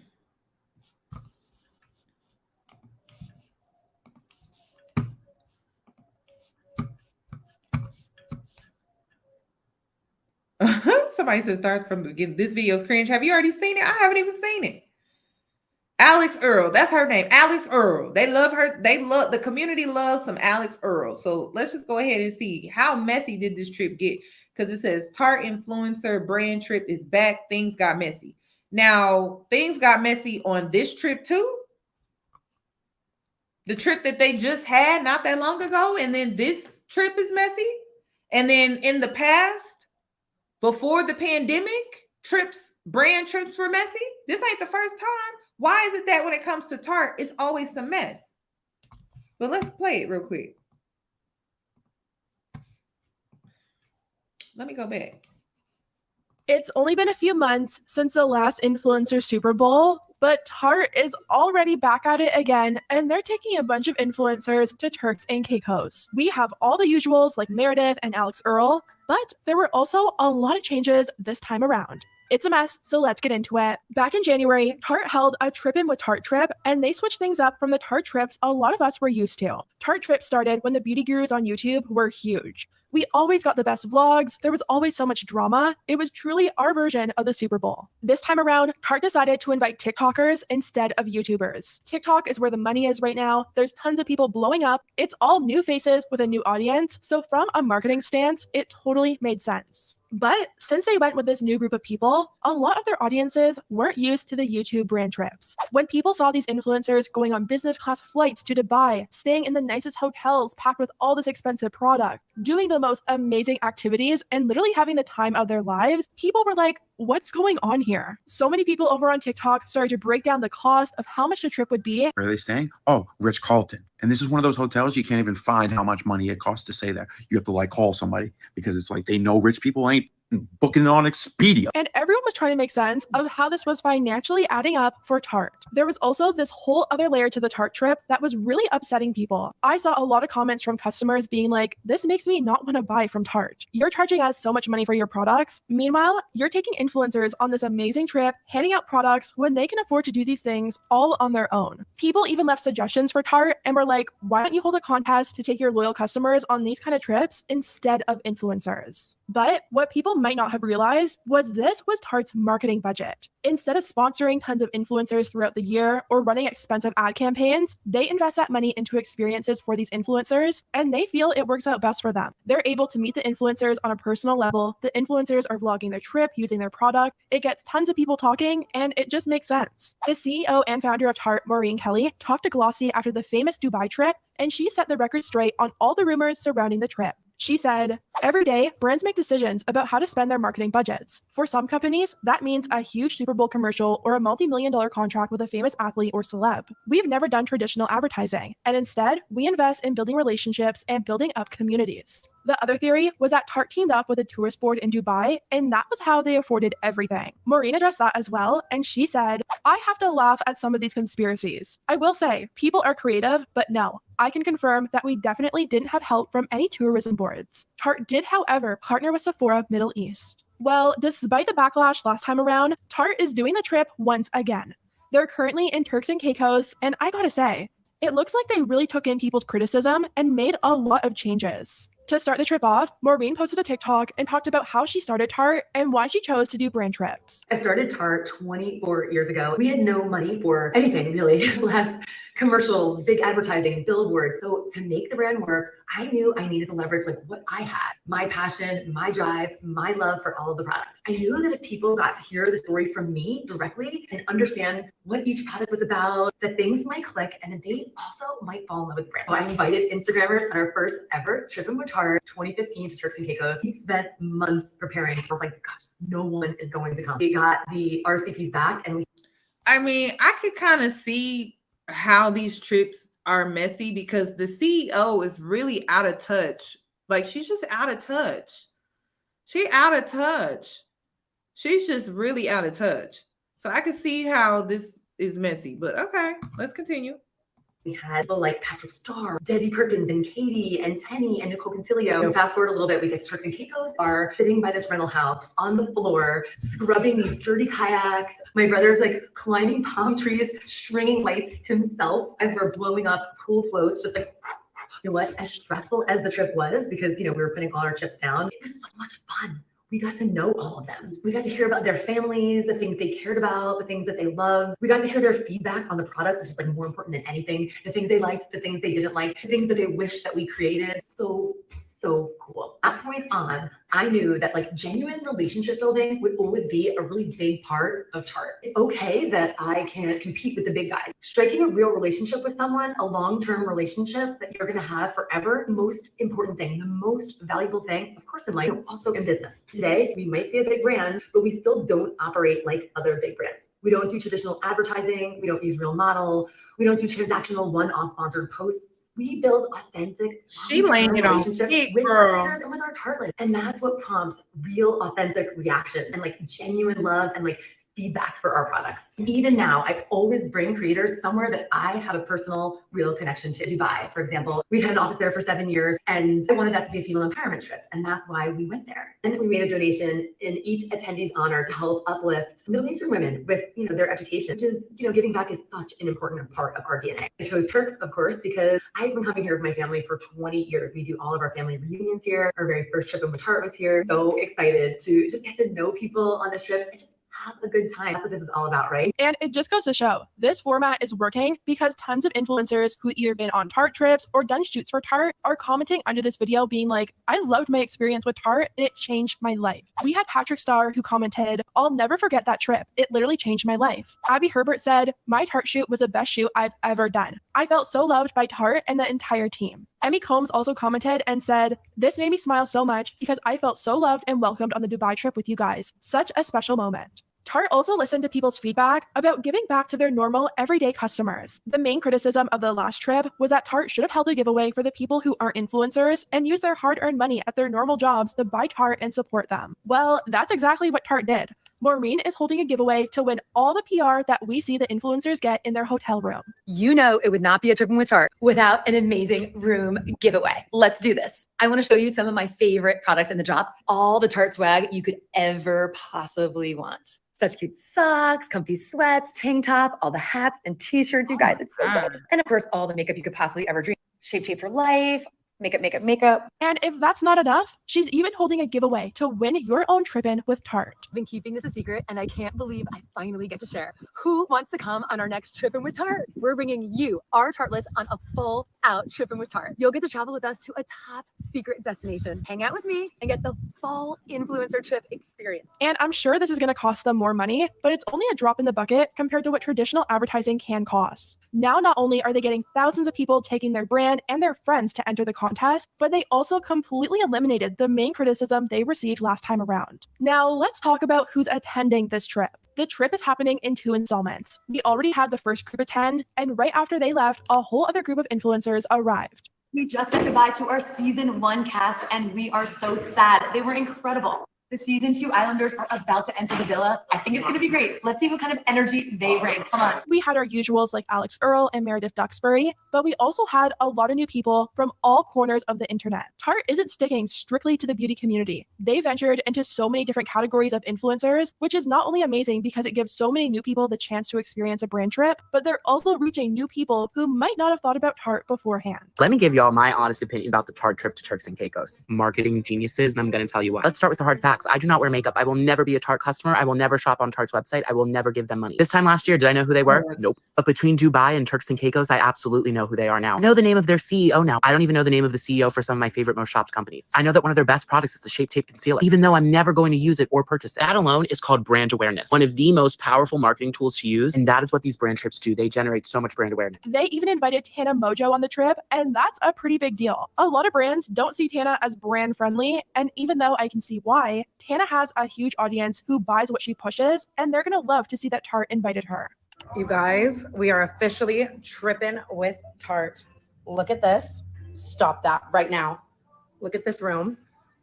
Look at all of the nice touches they put on everything. I'm gonna actually cry. Like, what's that? Like, your girl's not brand safe. Like, that's way too nice. Everything is everywhere. They're so nice. And then, oh my God, a bit poor. Like, I'm gonna start crying. This is insane. Hey, Turks. Can we also talk about how Tana pretty much manifested this whole trip for herself, and Tarte is even recognizing that. Did I mention, and I've always said this, how much I love Tarte. Not only is my concealer, foundation, bronzer, powder, eyebrow powder, eyeliner, mascara, lip liner. Another creator on the trip that I haven't seen on any brand trips in the past is Brianna Chicken Fry from the BFS podcast. I keep getting a lot of questions about this because the Tarte brand trip is today, everyone's getting there. And I'm assuming since everyone's getting there, you talk about it now. Are they going to disinvite me? I hope not, Maureen, I love you. But there's 2 groups, so I'm in the second group. And the second group's pretty freaking spicy. One thing that people picked up on was the fact that influencers on this trip are actually using Tarte products. Man Eater blushes are so good. I've had this one. This is the Glow Light Tarte C blush. I've had it for a while. But these colors, insane. Like, this looks phenomenal. Using this Tarte Clay Play palette for bronzer, and I'm loving the results. Can we talk about this blush? I did not realize this was cream. I will be using this tomorrow. For now, we're going to use Tarte Energy. I love this stuff. It's so good. We're literally supposed to be at dinner right now, and I haven't even started my eyes. One brow down, one to go. Okay, look at how pretty this eye look is. Okay, lashes secured. Finishing up the lip. During the Dubai trip, people thought it was so strange that influencers were literally doing get ready with me's using every single product but Tarte. And when they finally did use Tarte, they didn't even know what the product was called. This time around, all the influencers are promoting Tarte using all the products, and they actually know what product they're there to celebrate. We also have a new product. It's a new shape tape. My favorite, it's the Radiant one. But this one's more like medium coverage. It's going to give you like a glowy finish. Oh, wait. Wait, I'm sad. Wait, this is so Look at me. pretty. I've been a shape tape girly since day one, middle school, when I was like having acne all over my face. I was like, shape tape or die. Wait, why is this like the perfect summer concealer? The only person I've seen so far to stray away from Tarte on this trip was Alex Earl. During her Get Ready With Me, she ended up doing a paid Bondi Sand sponsorship, and people were like, what's going on here? This stuff is the best for under your eyes. It's the Bondi Sands I Spy Brightening Cream. That's the only thing I used right here, and it just brightened my face up. The top comment says, doing a Bondi Sands brand deal while on a Tarte brand trip is such a slay. And someone commented back and said, I'm surprised Tarte allowed it. A lot of the time they'll include blackout dates in their contracts for the trip, and you can't advertise for other brands. But I mean, clearly Tarte isn't strict with that stuff. I think they want influencers to come on the trip, have a good time, and if they truly like the products and want to show it off, they're going to get a much more genuine mention compared to if they're being forced or contracted for X amount of post. Speaking of Alex, she literally took her final exam at a party on this trip and apparently passed with a 98%. Now, it wouldn't be a brand trip without some drama. For the most part, this brand trip has been pretty drama-free, but some people think there might be some drama between Alex and Meredith. Alex posted this video of her dancing with her friend in their pajamas, having a good time, and people are saying that Meredith was in the background side-eyeing her. People were commenting, stop, is Meredith side-eyeing you? You can tell everyone behind is judging. Oh my god, why? But honestly, I don't know if I really got that feeling. I think Meredith saw her dancing, and then she started to do her own dance, and I think people are reading into it a little bit too much. So part one of the trip seemed to go over really well. There wasn't any real drama. Tarte seems to have fixed a lot of the issues from last time around, and it looks like everyone had a good time. Part two started tonight, which is Friday night, so we're just gonna have to wait and see what that brings us. Anyways, guys, let me know what you think about everything down below. Has the improvements of this Tarte trip changed your mind on influencer brand trips, or do you still hate them and wish brands didn't do them? Let me know, and I'll see you next time. Girl, did she just clickbait us? Or is this like vanilla drama? Because, you know, vanilla drama is different from chocolate drama. You know, chocolate drama is a little different. This is vanilla drama. This is vanilla. This is, I don't know. I feel drained after watching that. I don't know why. I don't know why. I'm like, what? Now I'm afraid to click on the other one, but that was very vanilla. Like, that was not like the girls on this current brand trip that went to Miami. They in drama. You know, I'm not trying to be shady, but maybe it's Florida. Maybe it's Florida. Because, you know, I don't know. Maybe it's Miami. Y'all know most girls, when they go to the Miami, they don't be surviving when they come back. Maybe it's just where they was at. Baby G, what would you like to add? Oh my gosh, I was not expecting you to call me right now. I'm over here making soup. I'm sorry if I sound crazy. I think I have walking pneumonia, so I'm sorry. Oh no, you're fine. This whole situation, I'm gonna be honest, I'm more so in the natural hair sphere than I am in makeup because of stuff like this. Like, I don't understand. This reminds me of a couple of videos you did a couple of years ago about the whole, you know, Black women are getting on social media, going viral, complaining that they're not being let into white establishments.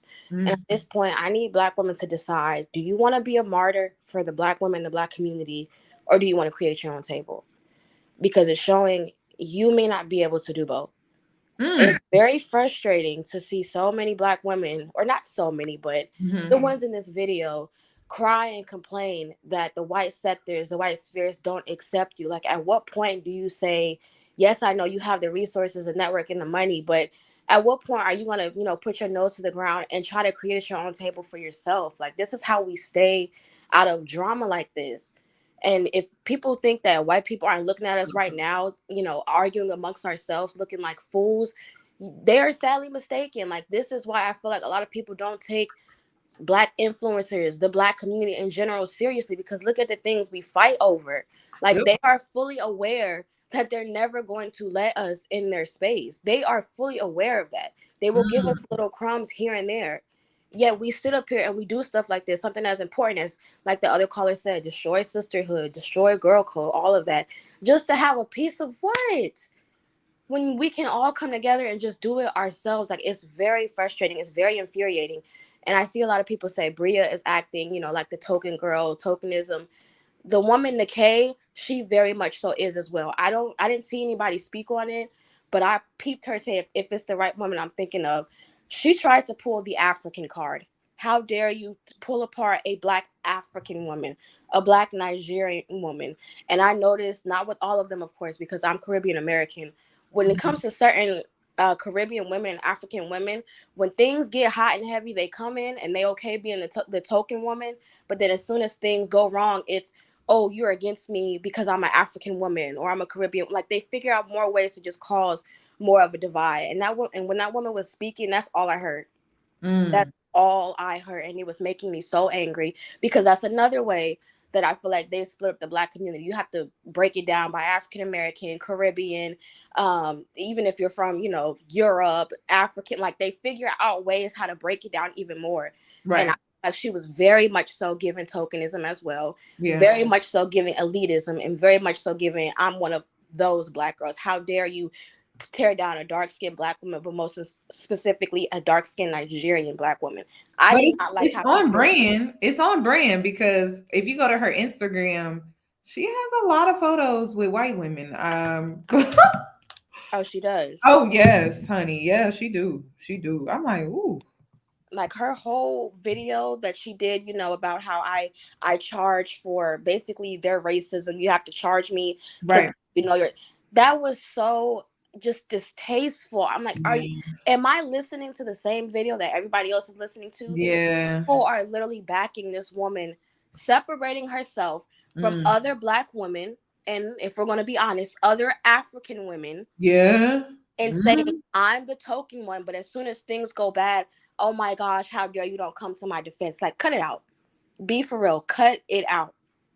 And the whole situation, I feel like, yes, today it's makeup where Black women are fighting one another, and the system, our internal sisterhood is getting torn down. What is it going to be tomorrow? Is it going to be hair? Look what they just did to Simone Biles. Yeah. What is it going to be next? Men? Like, it's always something. And I feel like if we really sat back and realized they are laughing at us, like, a lot of women think that they're laughing with you. They are laughing at you, okay? Fully aware they are never going to accept us.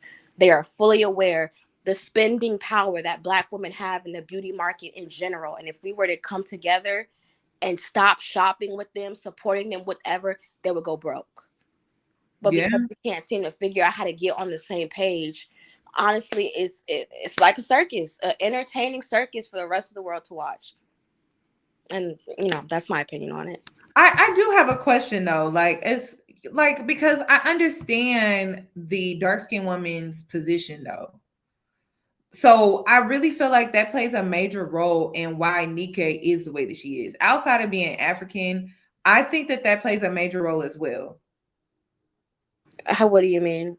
Like, I feel like the reason why she's not accepted, and the only reason why I'm saying this is because I have a girlfriend. She's in real estate. She's a dark-skinned Black woman. She doesn't fit in with Black people, and she doesn't fit in with white people really either. So she has to deal with colorism with Black folks, and then she has to deal with racism sometimes with white people. And so Niké is the type of woman where she's just gonna try to fit in where she can get in, and she's not afraid to step on people's toes to get in where she fits in, because Black people technically don't want to accept her because of her skin tone. So that's why, like, I understand Niké and I understand her position, because technically her own don't want to accept her due to self-hatred issues. So I don't want people to get it confused, like I'm against this woman. I want her to go heal. I want her to get therapy, because when she brought up the fact that she got made fun of for being smart, that told me a lot about her trauma, as far as that's something that she has not addressed yet. So I don't know. It's a sticky situation. That's why I'm like, Black women have it hard. Dark-skinned Black women have it the hardest, in my opinion, because they're not really accepted by either group wholeheartedly. Like, in order for them to be accepted by whites, it's the token off rip. And then in order to be accepted by Black people, it's maybe like, what you gonna do for me, basically. Like, there's no space for them, really. So that's why when it comes to Niké, I understand her. I just don't like her spirit. Like, it really is just her spirit. So I'm not mad. Like, she over here getting business with Sydney Crawford. So I'm not mad at that. Like, if you think about it, do you know a brand that is on the level of Sydney Crawford that would invite her with her skin tone and her age? That's a very good point. But what I would then say to Niké is, girl, pick a side. Because when they turn on you, and please believe, you do something wrong, you say something wrong, they will. Do not come over here crying, asking for help. And I've always had to ask myself questions like that, because I grew up on the East Coast, very diverse group of people. I noticed with some African women like that, and Caribbean women, when you aren't able to really mesh with the other Black women in your area, you really have to ask yourself why. Like, a lot of them come in there with an elitist mindset. And I see this because like I said, my family is Jamaican. I see it. So a lot of times with some of those women, they feel like they can't be accepted, or they don't mesh well with the Black girls in their area or in their spheres.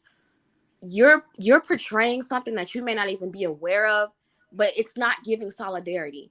And as messed up as Black women can be, we can pick up on that immediately. And just seeing how she moves, 9 times out of 10, I bet you that's why other Black women don't really accept her. But that's my question, is what side can she really pick, though? Because I feel like Niké at one she point already picked it. She picked the white side, and that's fine, girl. But that's what I'm saying. I think she picked that side because of her trauma. That's what I'm trying to put at the forefront here. Is she's not accepted by Blacks. She's not really accepted by whites like that. She's okay with being the token. And I think the reason why she's okay with being the token is because she was never accepted by Black people. But my question to her is, Yoni, you've talked about it for years on your channel. How long are you going to use your unhealed trauma as an excuse? At what point are you going to go get help? Like, I understand that is a very deep-seated, horrible thing to, deal with, especially at a young age, and then coming into womanhood and you still dealing with it. I understand. I've been in, areas like that. I'm in the military. I was the only Black woman in my shop for 3 years at one point. I understand. And the other Black girl that finally came, and she was very much so tap dancing, and I had to battle with that. Do I stand 10 toes down in who I am, and I'm not kissing, nobody's behind to get ahead, knowing that that's going to probably cost me my career? Or am I going to go ahead and get with the program and, throw my integrity and whatever, to the wayside? So with Niké, I understand, all that, your trauma, your experiences, all of that. But at what point in time are you going to address that and fix it? And if you're not willing to do that, do not be upset when you do not have the backing and the support from the people that you had your trauma or your experiences with. I don't want, at the end of the day, yes, she's an African woman, but I still see them as my sisters. I do. I don't want to see you hurt. I don't want to see you fall. I don't want to see that. But what you're not going to expect from me or get from me is for me to support you, and you up here tap dancing, and it's clear as day because we told you. And I understand you have your reason. Like you said, experiences. But girl, we all got experiences. We all got trauma. We all trying to heal. So at what point are you going to start making better decisions and going to get that addressed? That's all. Like, I've seen it happen before with not even just Caribbean or African women, but with Black women. People, they will tell a woman, do not do this. This is not end well. How many more experiences or wisdom from the women came before you for you to see, for you to realize, do not go down this path. And you go down it anyways. And then you sit up here and you cry crocodile tears. Can you really be upset when the women are like, girl, I told you? I mean, what did you expect? What did you expect? Tarte is a messy brand. They're snakes. Yeah, they are. Like, I just have mixed. I have such mixed feelings about this and the reason is because she's in a tough position. Like she is, and I don't know what it's like to be in that position. So that's why I have mixed feelings about it, because I understand her position, but then also I don't know if she's going about it like correctly. But then again, am I saying that because I'm not in the same position that she's in? You know, like I don't like that's the thing. Like sometimes it's easy to criticize when you're from the outside looking in, but if you were to step into their shoes, how would you handle it? Would you handle it the same way? That's what I'm saying. Like, I'm not disagreeing with you. I actually agree with you because, again, I have mixed feelings about this. But again, I've never walked in her shoes to just be like, oh, she just needs to go heal her trauma and all of that would be a way. But what if she still steps back out into the world? She's done the work on herself. She's healed her trauma and the community still doesn't want to accept her because of her skin tone. That's what I can't like push to the side because I don't know what that's like. I've never dealt with that. So have you dealt with that where you've done the work on yourself and now you step back out into the world and you're still dealing with this? Are you a dark-skinned Black woman? I'm a brown skinned woman, but yes, I have definitely dealt with this. I've dealt with the whole, oh, you're Black, but you're also Caribbean, so you don't really get some of the practices and the traditions that we do, some of the mannerisms. I also sound like a white woman. My first name is almost like, a white girl's. Yes, I have definitely dealt with that. And of course, I still deal with that to this day. I just dealt with it this weekend in the military. But at that point, I had to understand just because we're all Black, everybody's not going to be for me. So after I've done the healing and I've stepped back in the world, if this particular group of Black people don't want to accept me, there's millions more that will. I can't get hung up on the ones who don't want to accept me after I've done the healing. I have to go find my people. It's the same way when we tell Black women, go where you're celebrated, not where you're tolerated. It's the same thing. Okay. Okay, I'm gonna let someone else come up here and speak, but thank you, Baby G, for bringing such a serious conversation to the forefront because I agree with you. I just have mixed feelings about her position. That's all. So I thank you for coming up here and expressing yourself. You're welcome. Okay, lovely Libra, you're up next. Sis, how are you doing? Hi, Yoni. How are you? Good. How are you? Good. I just want to start by saying me and my sister love your show. Thank you. You're really amazing and everything you do for Black women. So yeah. So about this Tarte situation, I kind of don't understand why we're going through this again because we know that these brands are messy. Like the whole beauty industry, really, that's why it's kind of dying out. That whole era was just so messy. Yeah. And it's just like a repeat of, us getting the short end of the stick with the rooms, getting the smaller rooms, things like that. So it's just kind of like, why do we continually put ourselves in these spaces just for them to tell us, shut up and be grateful, Yeah. And as far as Niké goes, I never heard of her until today, really. So when she was kind of going in about how she's been in the game, this and that, I was just like, who are you? I'm not trying to be funny, but like, I'm not trying to take away any of her accreditation or anything like that because she's worked hard to build her brand. And I would never take that away from her. But the way she was just kind of being belittling, it was really appalling. And I was just kind of shocked a little bit. As far as Bria, am I saying her name right? Yes. I feel like she should have just kind of made another TikTok saying, I kind of jumped the gun on this. I mean, not to say that Tarte, they may have had malicious intent because, like I said, that brand has been messy before. Right.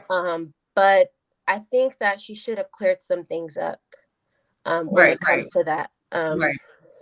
So yeah, that's all I really wanted to say. I just kind of, as far as the elitism that Niké had, it was just kind of like really disgusting because it's just kind of like, I get where she was going, but she didn't have to say it in that way, Right. Saying, don't bite the hand that feeds you, basically essentially take the crumbs that they give you and be quiet. And I think we as Black women, we need to hold ourselves to a higher standard to where the crumbs are not good enough, you know? Right. And I wish that more Black makeup brands would do more trips for us. That way we wouldn't have this problem. That's true. I don't know if Juvia's Place is still Black owned. I'm pretty sure I think it is. I think it's still. So, and they're a big brand. I Right. don't understand why they don't do marketing trips like this, because, you know, I think that would be great. That way we're not having to fight over the scraps. So Right. I agree. That's all I have to say. Thank you for coming up here and sharing. Of course. Love you, Yoni. Love you too. Bye-bye. Bye. And tell your sister I said hey. Okay, Nigerian princess, I'm gonna have you come up here because, girl, I feel like you understand what I'm saying, because I've witnessed it, and it's like I can't unsee it, you know. And Niké spoke from an oppressed position, which she reminds me of the older generation of Black women. Like, the advice that they give is coming from a place of, I've been oppressed majority of my life, so this is the best that I can give you. And for us modern Black women, it's like, oh, but that's not enough for us. We want more. But that's what she's been given. And so this is what she has done with what she's been given. So do you have anything to say, Nigerian princess, regarding the fact that she is Nigerian, she is a dark-skinned Black woman? Yes, Yoni, I have a lot to say. I want to start off saying, I love you. I love your channel. Thank you. To hear from you. I think, so I come from the entertainment industry. I'm in the entertainment industry, and I'm going to try to keep things concise, but try to hit multiple points at the same time. Okay. I will say that, clarify, I am dark-skinned. I am Nigerian. Mm-hmm. I was born and raised in the United States, but my parents are from Nigeria. Okay. And to speak on her tone, real quick, just to say, if you meet any Nigerian parent anywhere, they all speak aggressively. I'm be honest with you, that's just the way they speak. They have sharp tongues. A lot of times, even if they mean well, the way they say it just comes off and might rub you the wrong way. Okay. And it sounds like she still has her accent, so she was probably raised in Nigeria for some time. So she still has that way of speaking and interacting with people. I will also say Nigerians are very prideful. Yes. So if you were to go to Nigeria, everybody is walking around like they're the shit. Okay, so as they should. And I agree. I feel like everyone should walk around like that to an extent. But you know, just to give you some better understanding of why she may speak a certain way, act a certain way, carry herself a certain way. Her saying that you should shut up and not bite the hand that feeds you, is not even just, you know, an older person thing or an older African person thing. Like, Asian people do the same thing. Like, you know how much they've been oppressed and they still act like they need to be next to white people in order to be successful. Like, it's not just, oh, you guys can hear me? It's not just a her thing. It's like a cultural thing, an immigrant thing. I'm sure South Asians would say the same thing. They behave the same way. So it's not just exclusive to her. Okay.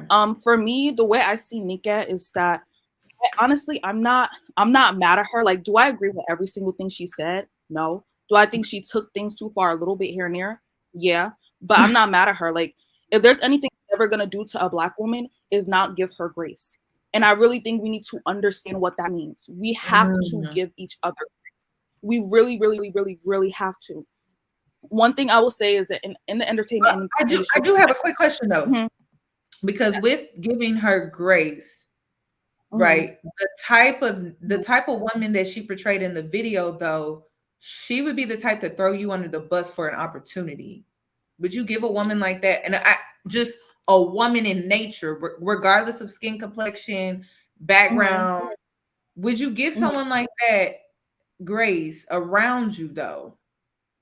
I wouldn't let that person hang around me. Obviously, I wouldn't let them into my inner circle. And I wouldn't, you know, help them win in the same way I would help somebody else who I know has integrity and that would have my back. Right.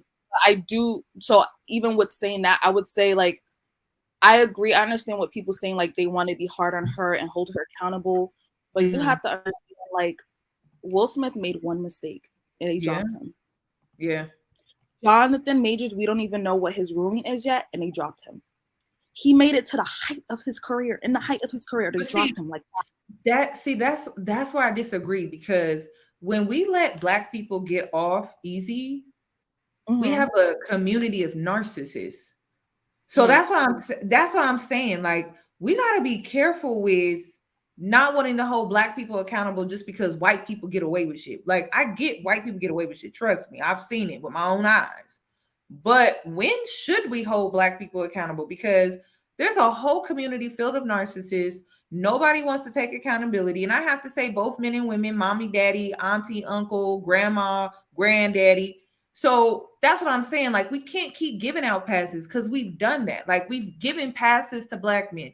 That did not work out, you know? So it's like, when do we hold people accountable? When should we give them grace? I think it's the way that we hold them accountable.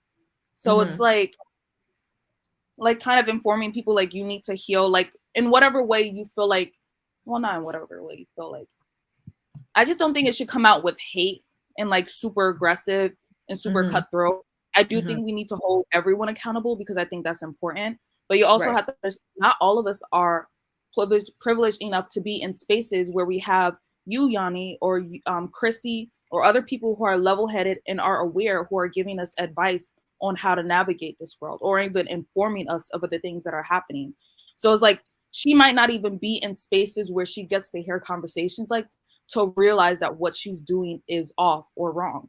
You know, like, even Chris says herself, she used to go to bat for Black men 100% until she realized she was on the wrong side. Same thing with Paris, you know? So it's like, until you really know, you don't know. Like, you're just living in your own world, what you know, your bubble, your trauma.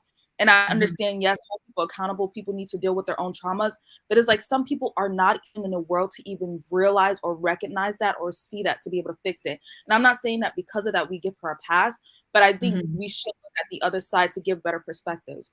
When I'm saying, like, in terms of like hiring people and diversity and all this stuff, I know somebody was talking about creating our own spaces. I do think that's so important. But for being honest, a lot of Black women are not nice. A lot of y'all are not everyone is nice. A lot of y'all. Hold up. So since we bringing this up, wait a minute. You know, Hold on, wait a minute, because I've been wanting to talk about this. Wait, girl, hold on, girl. Hold on, wait a minute. Let me bring this up real quick. You know what? I'm gonna say it, and I said I wasn't gonna say nothing, but I'm gonna say it. I hate unfriendly Black women. Okay. When I say that, y'all can say, "Oh, it's just my face. It's just the face that I be making." I get that. That may be the face that you're making, but other races seem to not make that same face. Okay, look, don't y'all come for me, because I know y'all like to tussle. But I like to do events like cycling. I like doing Pilates. I like doing all these fun stuff like that. And when I see another sister that look like me, I'm nice, because I'm like, "Oh, hey girl, how you doing?" You know, I'm just a friendly, go-lucky person. I like to meet new people. Okay, but then when I get the response that you just like, you got your nose turned up, I'm like, sis, I ain't even did nothing to you. I just said, "Hey, how you doing? Maybe we can come to Pilates or cycle together." Like, I really hate how we are so mean to our same race. It's so disgusting. It is so disgusting. And like, they even tried to introduce me to some of the girls that were there. They were like, "Oh, Alexis, this is Alexis. She comes all the time. She does X, Y, and Z." And I still get a tooted up face. But they're nice. Okay, and then the people will try to introduce, me to the sisters, so we can, mingle and get to know each other and stuff like that. And it's so crazy because they'll be talking to them, the other races, and they're so nice to the other races, like super friendly. Sorry, y'all, I'm trying to cut through traffic like little baby said. But they're so friendly to the other races, but then when it comes back down to me, they just be looking at me all funny. I don't know what it is, and we got to do better, and I'm sick of it. And then people say they don't have no friends, and that's why you don't have no friends. Fix your face, okay? Fix your face. Fix your face. She in live. Girl, I've been wanting to do a live about it, girl. I had it in the chamber. I'm like, I was like, you know what? We gonna talk about Simone Biles this week, because I can't throw too much at y'all at once. Well, I guess we gonna keep this one in the chambers for next week. But girl, you listen. Go ahead, girl. Go ahead. Take over. I'm just gonna be listening from here on out. Yeah, a lot of y'all are not nice. Like, I'm a genuinely sweet, pretty person. And it's like, when you don't have that mean girl attitude, when you don't have that entitlement attitude, people think they could be mean to you, rude to you, walk all over you. And it's like, it's not even really other races, it's other Black women. Ooh. And it's like, literally in this industry advocating for us, like trying to go hard for us on the down low. And it's like, I can understand people turning their back on the community, because it's like, I walk out in the street and I'm seeing people being rude and disrespectful to me. And I'm like, this is who I'm advocating for? Are you dead ass? Are you serious? But I'm trying to, like, you know, include dark-skinned Black women. And it's like, I come out to the world and I'm like dealing with this kind of nonsense. It makes it really, really hard to continue to advocate. But you know, I'm not gonna, you know, shut down the whole community just because some people don't know how to act. But I will say, for the entertainment industry, like in terms of casting, most of casting directors are the people who bring on the actors to play certain roles. That's what casting directors are. They're middle-aged white women. And the same thing with the beauty industry and all these other industries with PR teams, they're also middle-aged white women. So a lot of what you see is dictated by them and their perspective. So I know, like, what's that called? Bridgerton just came out, and the girl that played the young Lady Danbury is beautiful. But who did they give to her as her husband? Oh, girl, don't tell me, because I'm gonna tune in, girl. They told me to tune in. They said it's gonna take me on an emotional roller coaster. So don't tell me yet, because I want to watch it. I won't tell you, but when you go live, call me back, because I want to say some stuff, because I'm pissed off. Season, you know, I'm not gonna say nothing else. But I will say that, you know, they intentionally do this. They know what they're doing. I know someone once said that white women don't want to see us win, and they don't. I'm be honest with you. Some of them do. Some of them are nice and kind and sweet, but a lot of them know what they're doing when they make the choices and decisions they're making. At the end of the day, like Hunger Games, they're gonna come first. It's the Hunger Games of the capitalist society that we live in. So I get it.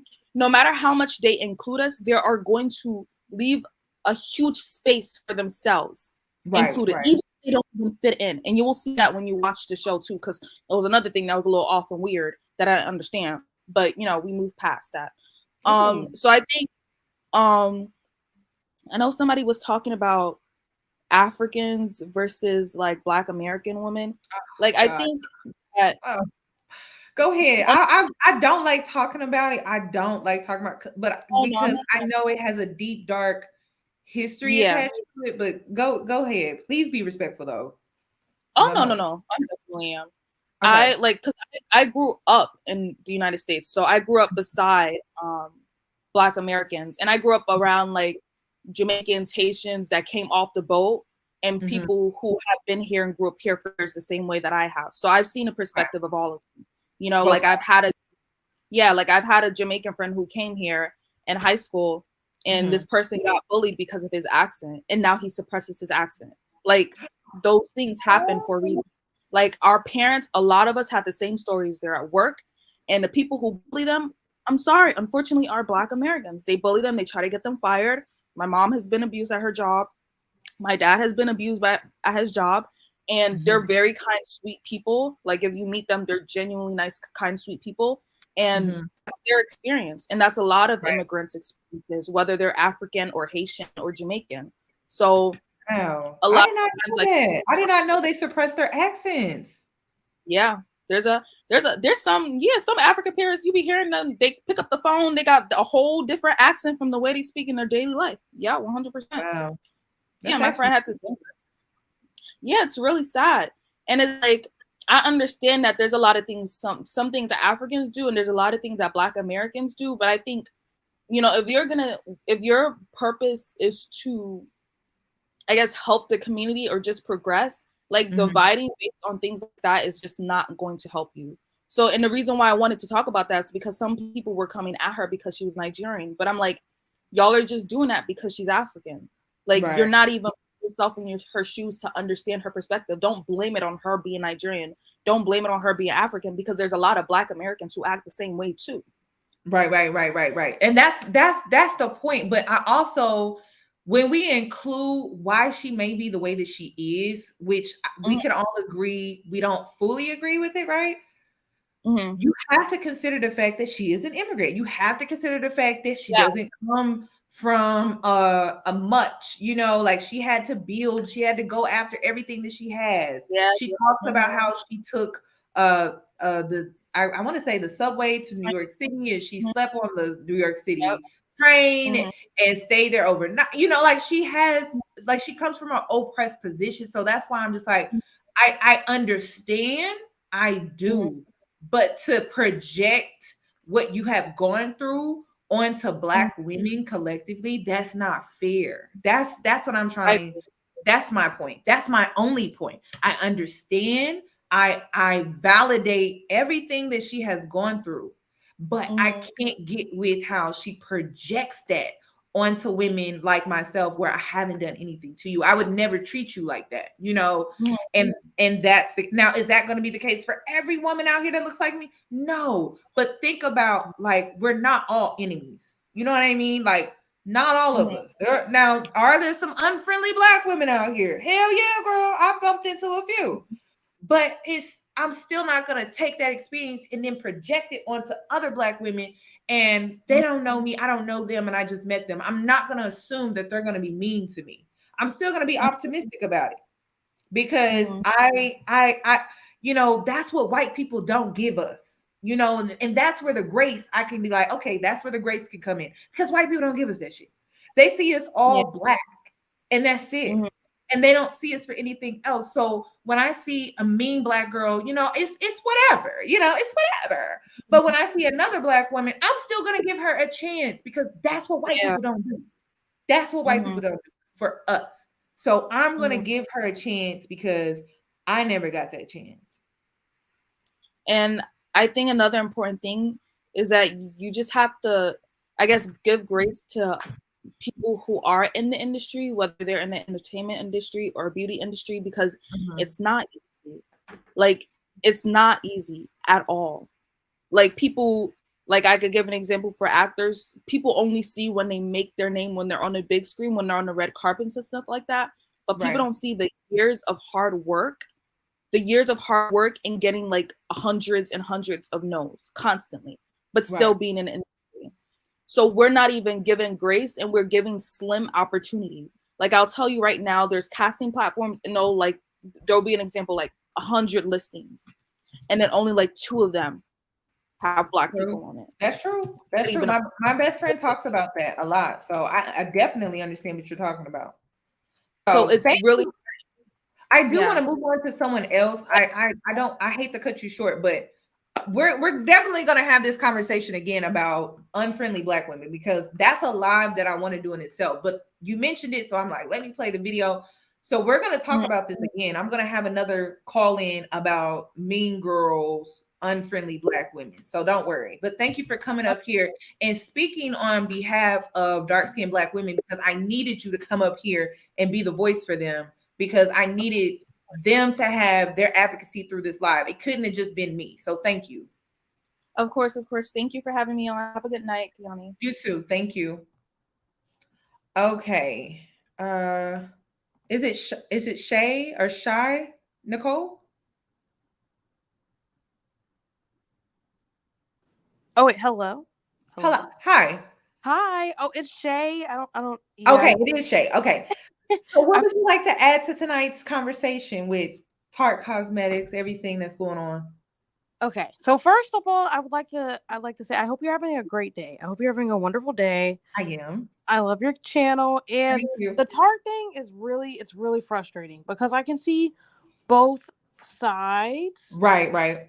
Especially for Fanita more so than Niké, because I'm a Black American instead of, Fanita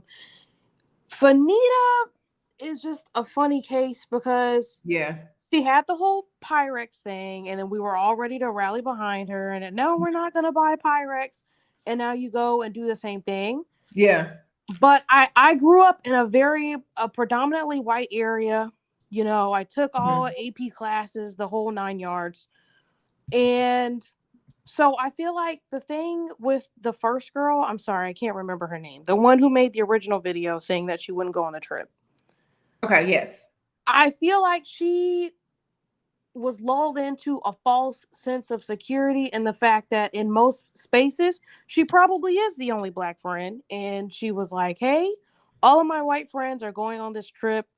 You know, they're going to support me. We're all going to get treated equally. Right. And then she found out that wasn't the case. She rushed and made the video. Mhm. And then so for someone like Fanita, who doesn't get all these opportunities and who we've clearly seen as being paid significantly less Right. for similar brand deals or brand deals in general, you know, she jumped at the chance to take it. Right. And I don't think that is inherently wrong because number Right. one, all of the Black women involved should have did their research. Like if you were on YouTube at all, you would have known to stay away from Tarte. Right. None of them had any business going on a Tarte brand trip in the first place. True.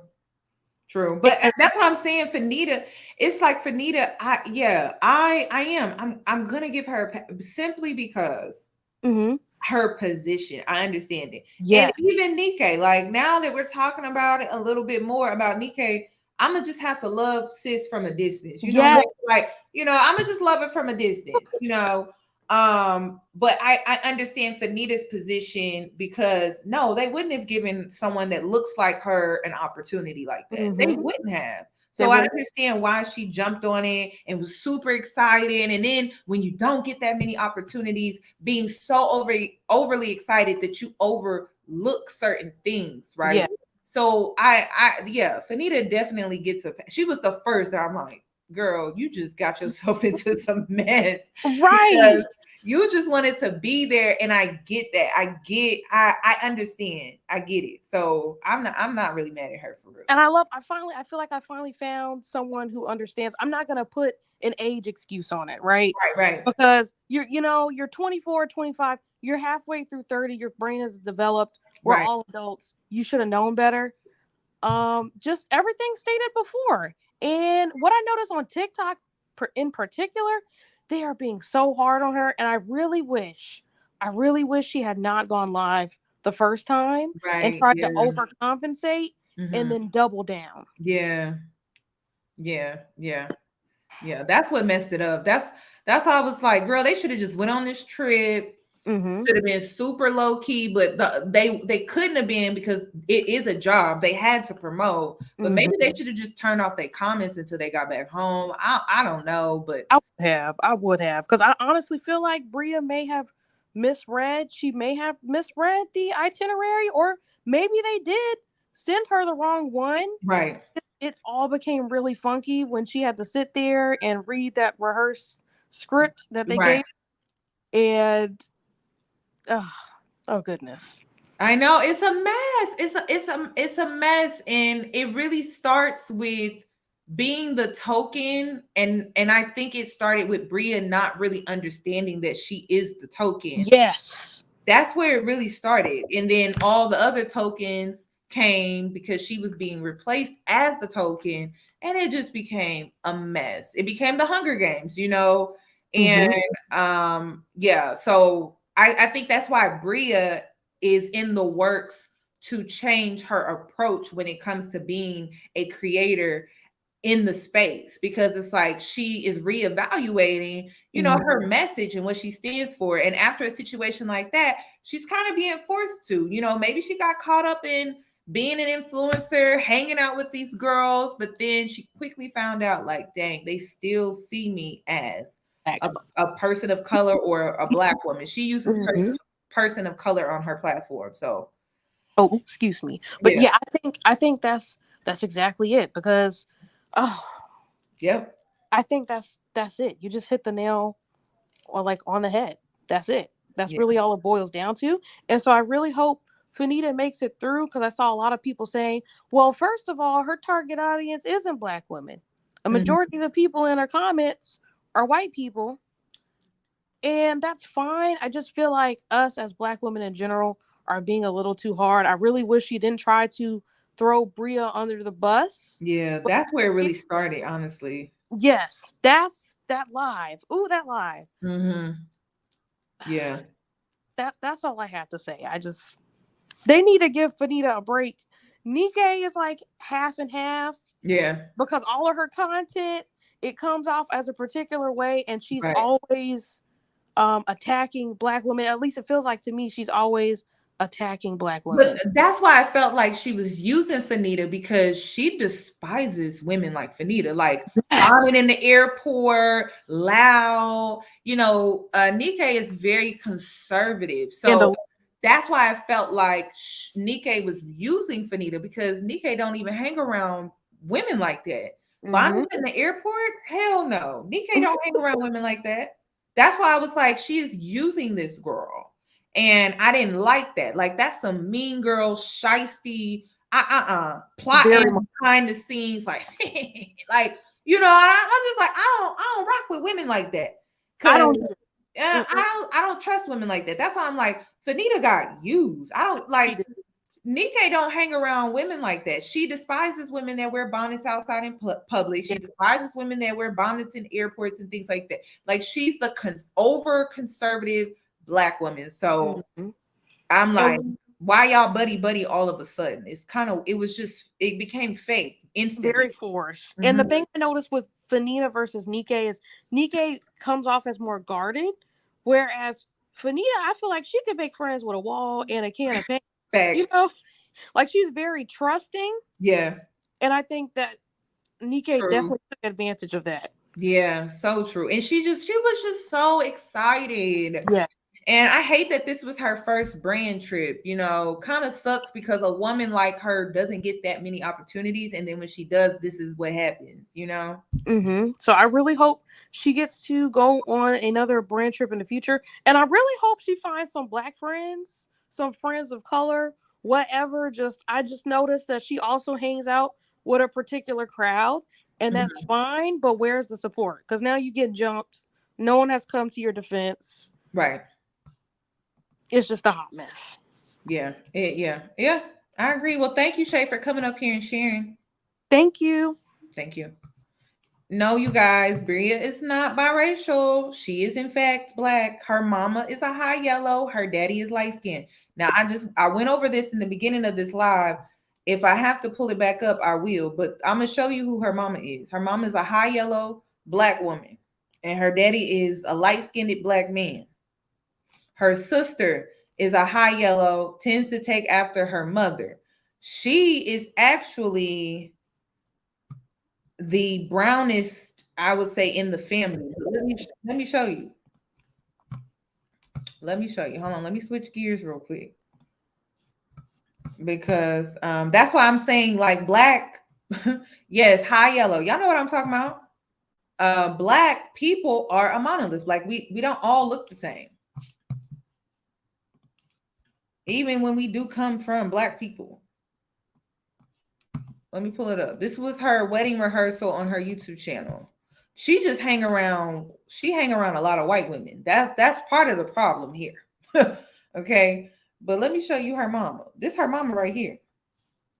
This her sister. This her mama. Sister, mama.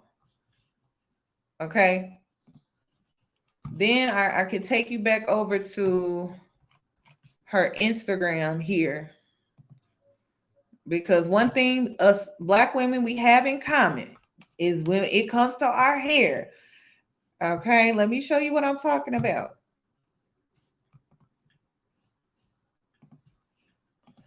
Her daddy Black too. That's what was kind of shocking to me. I'm like, oh, yo, daddy Black too. Okay.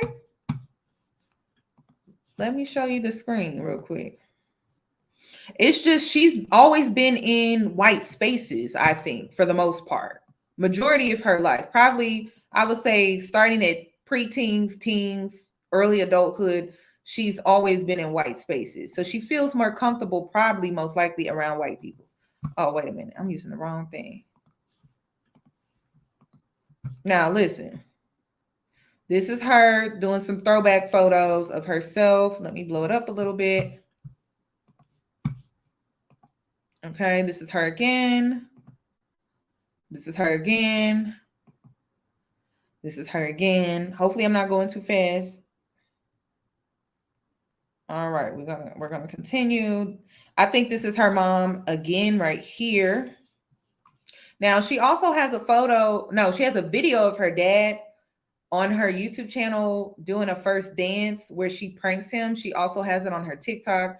He's a light-skinned black man. Now, this is the photo that told me everything that I needed to know about whether or not her mama is black or not. Okay, because what white woman back in the day knew anything about these foam rollers? What black woman do you know? Or no, I'm sorry. What white woman that has a biracial daughter, right, that know anything about them foam rollers? Back in the day, before YouTube tutorials, her mama black. And I saw her daddy. So her daddy black. Her daddy light skin. Her mama high yellow. Her sister is high yellow. It's just, it is what it is. She black, y'all. Girl. Because I'm like, oh, okay. She got the foam rollers, the old school ones, the pink ones from back in the day, the ones that used to break our hair off because we didn't know no better. Yeah. All our mamas had them in them rollers before church on Sunday. We know. So no, her mama black, y'all. And her daddy light skin. So her mama high yellow, her daddy is light skin. Okay, now she did marry white. Now y'all encourage black women to do that. So she did marry white. She's just around a lot of white people. And so this whole experience, I think, really shook her up because the community that she's around the most turned on her real quick because she spoke out and she was calling a company basically racist. Okay, let me go back. Jazz, go ahead, sis. What would you like to add to the conversation? Yes, first off, I just want to say thank you so much, Yoni. I love you. Thank you. I've been watching you for years. You really helped me through so much stuff. And I just want to give you your flowers. Like, you are truly a phenomenal YouTuber. And so I just appreciate all you do. Thank you, girl. What would you like to add? Yes. So I have a few things to add. I have some notes, actually. I'm a lawyer by trade. So first thing, isn't she the girl with the Chris Brown that she couldn't get into the club? And because he said no darkies, I'm like, I remember her from somewhere. Isn't that her? Girl, she's like, look at me now. Girl, you know I'm about to go look. Yes, let's look. Because I really think that's her. I really think she's the one who was like, she tried to go in with her white friends. And then Chris Brown was like, they were like, no darkies. And she tried to go for it. And he was like, no darkies. And she was like, what? And then she proceeded to leave. And she was like, I just want to say, look at me now. I know I'm not the only one that remembered that video. Like, I really think that's her. I don't know if it's her or not, but I remember her accent. And it makes me think that it's her. But girl, you may be right though. Wait a minute. Okay, let's wait. I'm like, isn't that the Chris Brown girl? I want to say, girl, it is, girl. I knew it. So I have thoughts. I have a subsequent thought on that. Wait a minute. Hold on. Let me play the video, girl. Okay. Wait a minute. Now, I knew it. Oh my gosh. I know you lying. It's a mess. Yeah, that's her. That is her. Hold on. Let me try to blow it up real quick so y'all can see her in as clear as we can get her. Hold on, wait. Ever said to you as a black girl? What's the most disrespectful thing a black guy has ever said to you as a black girl? Child, I got this one. I was 26 years old, standing in line at a very exclusive Los Angeles club. I live in Los Angeles, and I was with two light-skinned girls and one white girl. And we're walking into the club, and a very famous R&B singer, walked up to me and looked at my girl, said, "You can get in, but no darkies." I kept walking because I was like, huh? He's like, I said no darkies, and I was literally escorted off the property. Let's just say in that particular day, my dating preferences completely changed. And I just want to say to him, look at me now.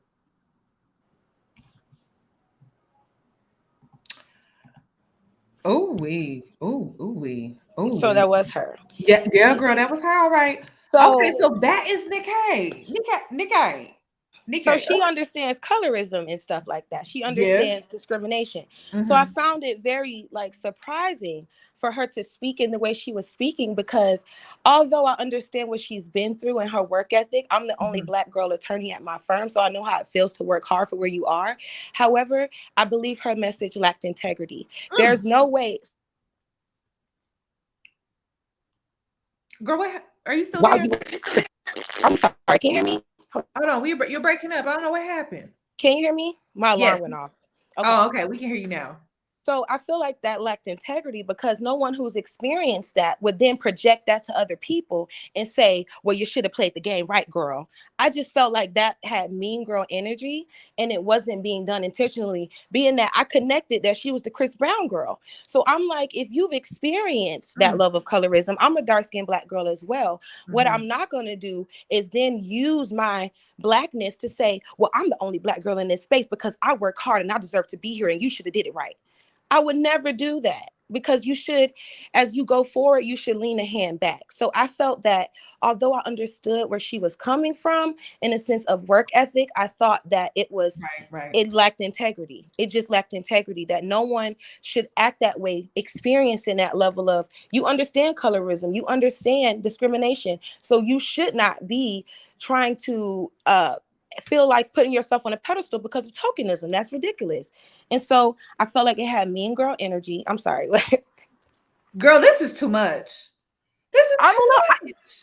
Listen, I wasn't trying to bring receipts. I'm just like remembering stuff. I'm like, that's mean girl energy. And that's why I was saying that I understand colorism, but you don't perpetuate what you go through, especially on your own people. And then going to the other girl part. She don't even like Black women, and she's now trying to use colorism to wrap the other girl in. I can't remember her name. Which Fanita? Okay, yeah. Yes, I felt like that was also insincere. And the thing about me, I'm gonna see if how you move is authentic or not. She was moving very insincerely. It's like you're now talking about you've been discriminated against. Then you're saying I'm a token and I played the game properly. Now you're trying to rally all Black people against you for colorism. It's like, Miss Ma'am, pick a side. Hold on, wait. But Fanita said that she was the token? No, not Fanita. I'm saying Niké. I'm using Fanita that Niké. she Okay. used Fanita in that right. The previous caller was so right. I wish Fanita really did not go on that live because it made it worse. I told y'all Niké was the one that got in Fanita's ear about the colorism. Yes. Angle. I told y'all she was. Yes, I think it was her, right? Girl, I knew it. I told y'all she was using Fanita, and they was in that room trying to come up with a strategy about how they was gonna handle this situation when they was on live. And then Niké was like, well, we can use the colorism angle. And then lo and behold, she is the one that called out Chris Brown. Ooh, girl, exactly. That's why I was like, girl, don't. I couldn't wait to get up on here. I said, no. She's being so insincere. I'm sorry. No, ma'am. Wow. And then you're going to use Fanita to then use colorism when you just said you was a Mr. Teach, like you're a big strategist. You got yourself in this space. You know how to play the game. Right. So don't pick a side. Be consistent. And I felt like, honestly, I understand Niké, I understand her work ethic, and I respect it. But I feel like integrity is important as a Black person, regardless of who you are, light skin, dark skin, biracial, multiracial, regardless. Every space you're in, you need to practice integrity. And I like to say, I don't like to say stuff in front of mixed company. So I'm never going to be disrespecting my people in front of mixed company, and we know what that means. So practice integrity. And I think like we can give each other grace, but that has to be balanced with accountability, which is why I brought that Chris Brown thing. Miss Ma'am, you cannot be doing this, throwing stones and hiding your hand, because you're the same one doing the exact thing you've experienced. That is so dishonest. And I think that I do believe that people did go to her because she was Nigerian. And I do think Africans, in a sense, sometimes isolate themselves from African Americans and feel like they're better than because they weren't enslaved. I dated an African, okay? I know. So idea of, and it's good, Africans, they have a sense of pride, but I do think sometimes Black Americans can immediately jump on the defense when Africans are speaking, simply because sometimes there's a superiority from Africans to African Americans. But I think went out there. Yeah. Wait. You went out there. You were saying, wait. What did you say about Africans? I'm sorry. I'm saying I think the reason why Black Americans jump down Nike's throat on the Nigerian thing is because sometimes Black African Americans have experienced a level of like superiority from Africans. So, and it's the previous caller, Nigerian Princess, which I appreciated her viewpoint, talked about how they're raised that way, which I think makes a lot of sense. Right. But I think sometimes that's why African Americans get on the defense, is that there's a level of superiority that's felt. And I'm gonna wrap this up. I don't have much else to say. I think Tarte is messy. I think they do this to get attention. I feel like this is their game plan. Like I'm subscribed to T-Spill, and the white petty drama is so unserious. It's so funny. I just like to watch it, and it's like they literally have been doing this forever. So I think this is their brand. Okay. And I think because I think they just like to hype drama. It brings more attention to the brand. Like the white guy you had earlier was saying how he knows about them and the CEO. It's because they're full of drama. They're on social media. But girl, wait. You on point with this, because when we just watched the T-Spill video, it said season 1 and season 2. Yeah. Like I was thinking that season too, 1, like, the other group was season 2. Right. That's giving reality TV. That's what I'm saying. And then it looked like they had Tarte Island on those things in the videos. I don't know. Maybe it didn't. Yeah, it was. Yeah, girl, it was giving reality TV. Is that Love Island? Yeah. So I think that's their brand. I think their brand is like a drama thing, so that it brings attention to people. Because the white people drama, this is how I know it, is so unserious. Like, look at. Like, it's not even serious. And unfortunately with Black people, because colorism was thrown out and tokenism was thrown out, and these are real concepts, it became real serious real fast. But this is their brand. They always have messiness going on. It just so happened that we can't, like you said, it's vanilla drama and chocolate. Girl, it was giving vanilla bean. It was giving vanilla bean ice cream, girl. It was right. It was giving vanilla bean ice cream, girl. I'm like, this is the mess. Right. It's very unserious.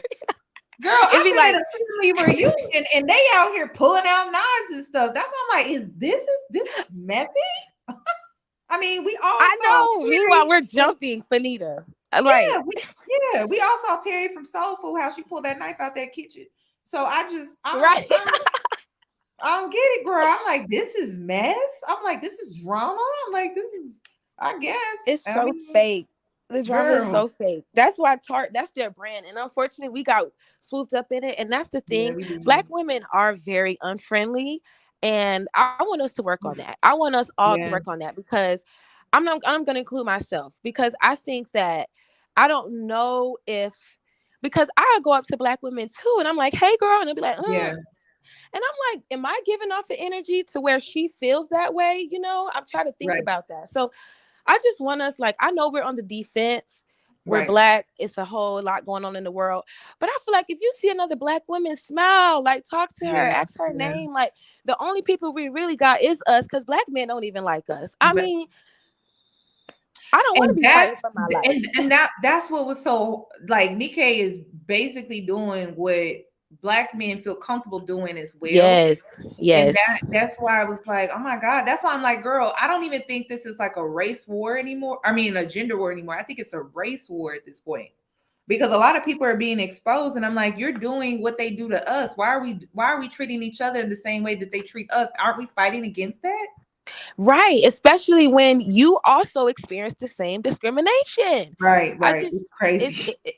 It's not fair. It's just not right. And I just want us, I can't wait till you do the Unfriendly Black Women video, because that's real, y'all. Like, let's not act crazy. We know aunties, grandmas, cousins that are nasty. And I'll be praying for people. I feel like, have a lighter spirit, like, get some therapy. Yoni, you've been very imperative in my development journey. I found you years ago, and like, I went to therapy. I did shadow work, devotionals, like, there was a book you recommended. I can't remember right now, that I remember reading Untethered it. And Soul? not even Untethered just Soul? you.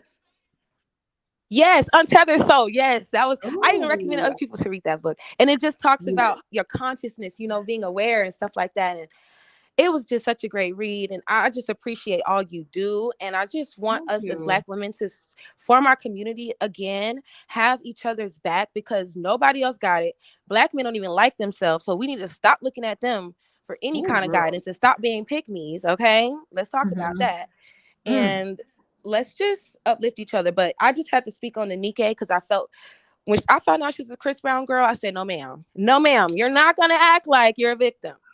So, girl, you dropped the bomb on that one, because I was like, bro, girl, she is. Oh my God, what happened? So yeah, thank you, Jazz. But thank you for so coming up much. here. You're welcome. Have a wonderful day. I'm gonna continue watching. I mean, night, girls, nighttime. Have a wonderful night. I'm gonna continue watching. Bye. Okay. Girl, Jazz came up here and dropped the bomb with that one, girl, because I would have never put two and two together. Ever. Not with how she talking today. Okay, is it Lola? Yes. Hi, Yoni. Hi, how are you? I'm good. How are you? Great, great. What would you like to add to this conversation? Yes. So, this is crazy, and this is a whole mess, first of all. But I wanted to say, first of all, Tarte is trying so hard to stay relevant right now, and they're just using Black women to do it, and we're really just eating it up. I know. Yeah, I wish that this did not get as much attention, but we love drama. It is what it is. Right. Niké, is it Niké? Yes. Yes. So I've met girls like her. Okay. I myself, I'm African, I'm Congolese, I'm not Nigerian or whatever. Okay. But I have Nigerian friends. I'm talking to a Nigerian guy right now. Okay. But so I've met girls like her, and the girl that I met that was really like her was actually Black American. But the thing about it is, it doesn't even matter the nationality of these type of girls, but they all have this thing and this need to feel like close to white people. It's weird. And I myself have a lot of white friends too. Like, yes, in high school went to predominantly white high school, and a lot of people were white, so I had a lot of friends that were white. But at the end of the day, I still was so like, I had, what that girl said, integrity. I had enough integrity where I was not letting these people dictate how I kind of like carried myself. Right. You can still be yourself in white spaces. Exactly. And I don't think she understands that, or maybe she does. And that's the scarier part. She knows exactly what she's doing, and she knows it's gonna get her places. And yeah, Black people are gonna look at her sideways, but she's getting closer to the ones that she wants to be near, which is the whites. So I'm gonna pray for her. Yeah, but I mean, I get it, the whole like, oh, they laughed at me for being smart. Yeah, I'm Nigerian, this, that, I'm African, I'm different. But like, dude, it doesn't matter. Like, here, these people do not care. They don't ask you that. And yeah, it really doesn't. And another thing with the Bria girl, she just got a rude awakening. She really did. She really did. I don't have much to say about her. And Miss Fanita, I feel so bad for her, to be honest, just because I think she really just took a chance on what she thought was a good opportunity. But she ended up getting used by Niké. And like everyone said, going on that live didn't help either. But I think she was really trying to save herself. But yeah, she just should have taken it serious from the very beginning. And I think that's part of her lesson, is taking things serious. Like, know when to be personality and know when to be business. And I think that's part of her lesson as well. Exactly. Yeah. So I just wish her well, and people need to leave her alone. Like, hopefully she learned her lesson. Yeah. But yeah, and Oh, the unfriendly black woman thing that everyone mentioned. Mm-hmm. Please, we need to be nicer to each other. Like, girl. Me, myself, I'm like, yeah, I'm African, but like I grew up here. So yes, I'm like kind of Americanized or whatever. But I have a lot of American friends, and when I look around to try to make like black girlfriends, they're so mean. And I'm just like smiling in your face, my hey girl, like I'm gonna compliment you, whatever. But I don't know if you don't fit the quote unquote black girl aesthetic, I guess. It's like, oh, I can't hang with you. I'm like, oh, why can't we be like different? Why do we have to be monolith? Like, but hey, that's another conversation. Girl, I can't wait to have this live stream. I really can. I can't host it this week because we got enough heat on black women right now. I don't like to like go back to back to back because it's like we get enough of that on a daily basis. But I'll try to schedule it like next week. Okay. Yes, I'm excited. And another thing that just came up is like, yes, there's this battle going on with the, Africans and then the Black American women or whatever. Yeah. But then within the African diaspora, it's like other African countries versus the one that like speak English versus the ones that speak French or whatever. And it's like, oh yeah, we're popular. Like the Nigerians, everyone, my mom and pretty much everyone I know says how, yeah, the Nigerians are super prideful because, they speak English. So when they go to the States, like they have an advantage and, da da da. And I'm like, okay. And they always point out how Afrobeat means like Nigerian music pretty much. And I'm like, oh, I thought that was just like African music, like short. But anyways,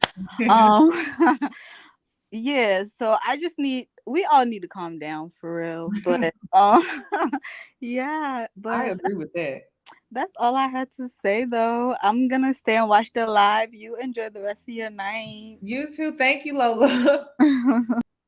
I did not know Nigerians was like African beats that's our music. I didn't know they was like that, but that's so like on cultural brand for Nigerians. I like Nigerians. I think they funny. I'm sorry. I like their pride. I wish African Americans had more pride like that. It just seems like we tend to suffer from low self-esteem issues, if I'm being completely honest. So I feel like we could take a page out of their book. And I know a lot of people not gonna like that, but I do. They have a lot of pride. And I feel like, could they, humble it a little bit? Yeah, but I mean, I don't know what it's like to come from their country and to grow up in that culture to say that. So, but I will say, because I am in the African American, right, culture, right? We could take some pride from them though. Like we can. Like we need to get some more pride because the bus driver conversation, that it's like, come on, with a lawyer? Come on. And then the thing about African American, let me go ahead and get this out real quick. The thing about African American culture is that we mocked and made fun of Black people for being in average job titles. Like we made fun of people in mediocre, like we made fun of them, like, and we praise job titles like the entertainment industries and things like that. But if you worked a regular job, we made fun of people like that. So as a community, we really need to hold that L. But if there are people among us that want to progress beyond the barriers and boundaries of being average, we should support them and uplift them and encourage them. That's all I'm saying. That is all I'm saying. Okay, Mia, you're up next, sis. What would you like to add to this conversation? Hey, Yoni, how are you? Good. How are you? I'm good. Oh man, I have so much to say. I literally like wrote like a bunch of like bullet points, and then you just keep like bringing up more things that I just want to say. But before I start, it is just so sad to watch because I'm from West Africa. I was born there. I came to the United States when I was 9. I came in 2000. I'm from Sierra Leone. Okay. To be specific, we as Black Africans, whatever you want to call it, we have really, I mean, really allowed white supremacy to destroy us. Oh, I knew you was gonna say it. Like, it's to the point where no matter where you turn, there's just so much hate amongst us. We are constantly going at each other's throats. Who is better? Who is, male, female, black women, you need to accept the bare minimum, and black men this and that, or this country is better than that country. And, the whole African American is who's better, like between African Americans and the Africans.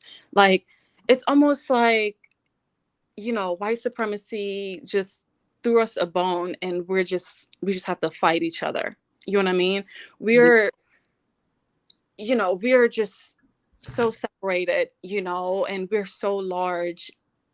We're all over, we like the African continent, even like on the map, it looks smaller. It's much, much bigger.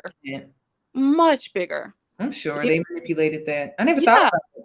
It's very, oh my God, just watch videos and look. Like, that map is not accurate whatsoever,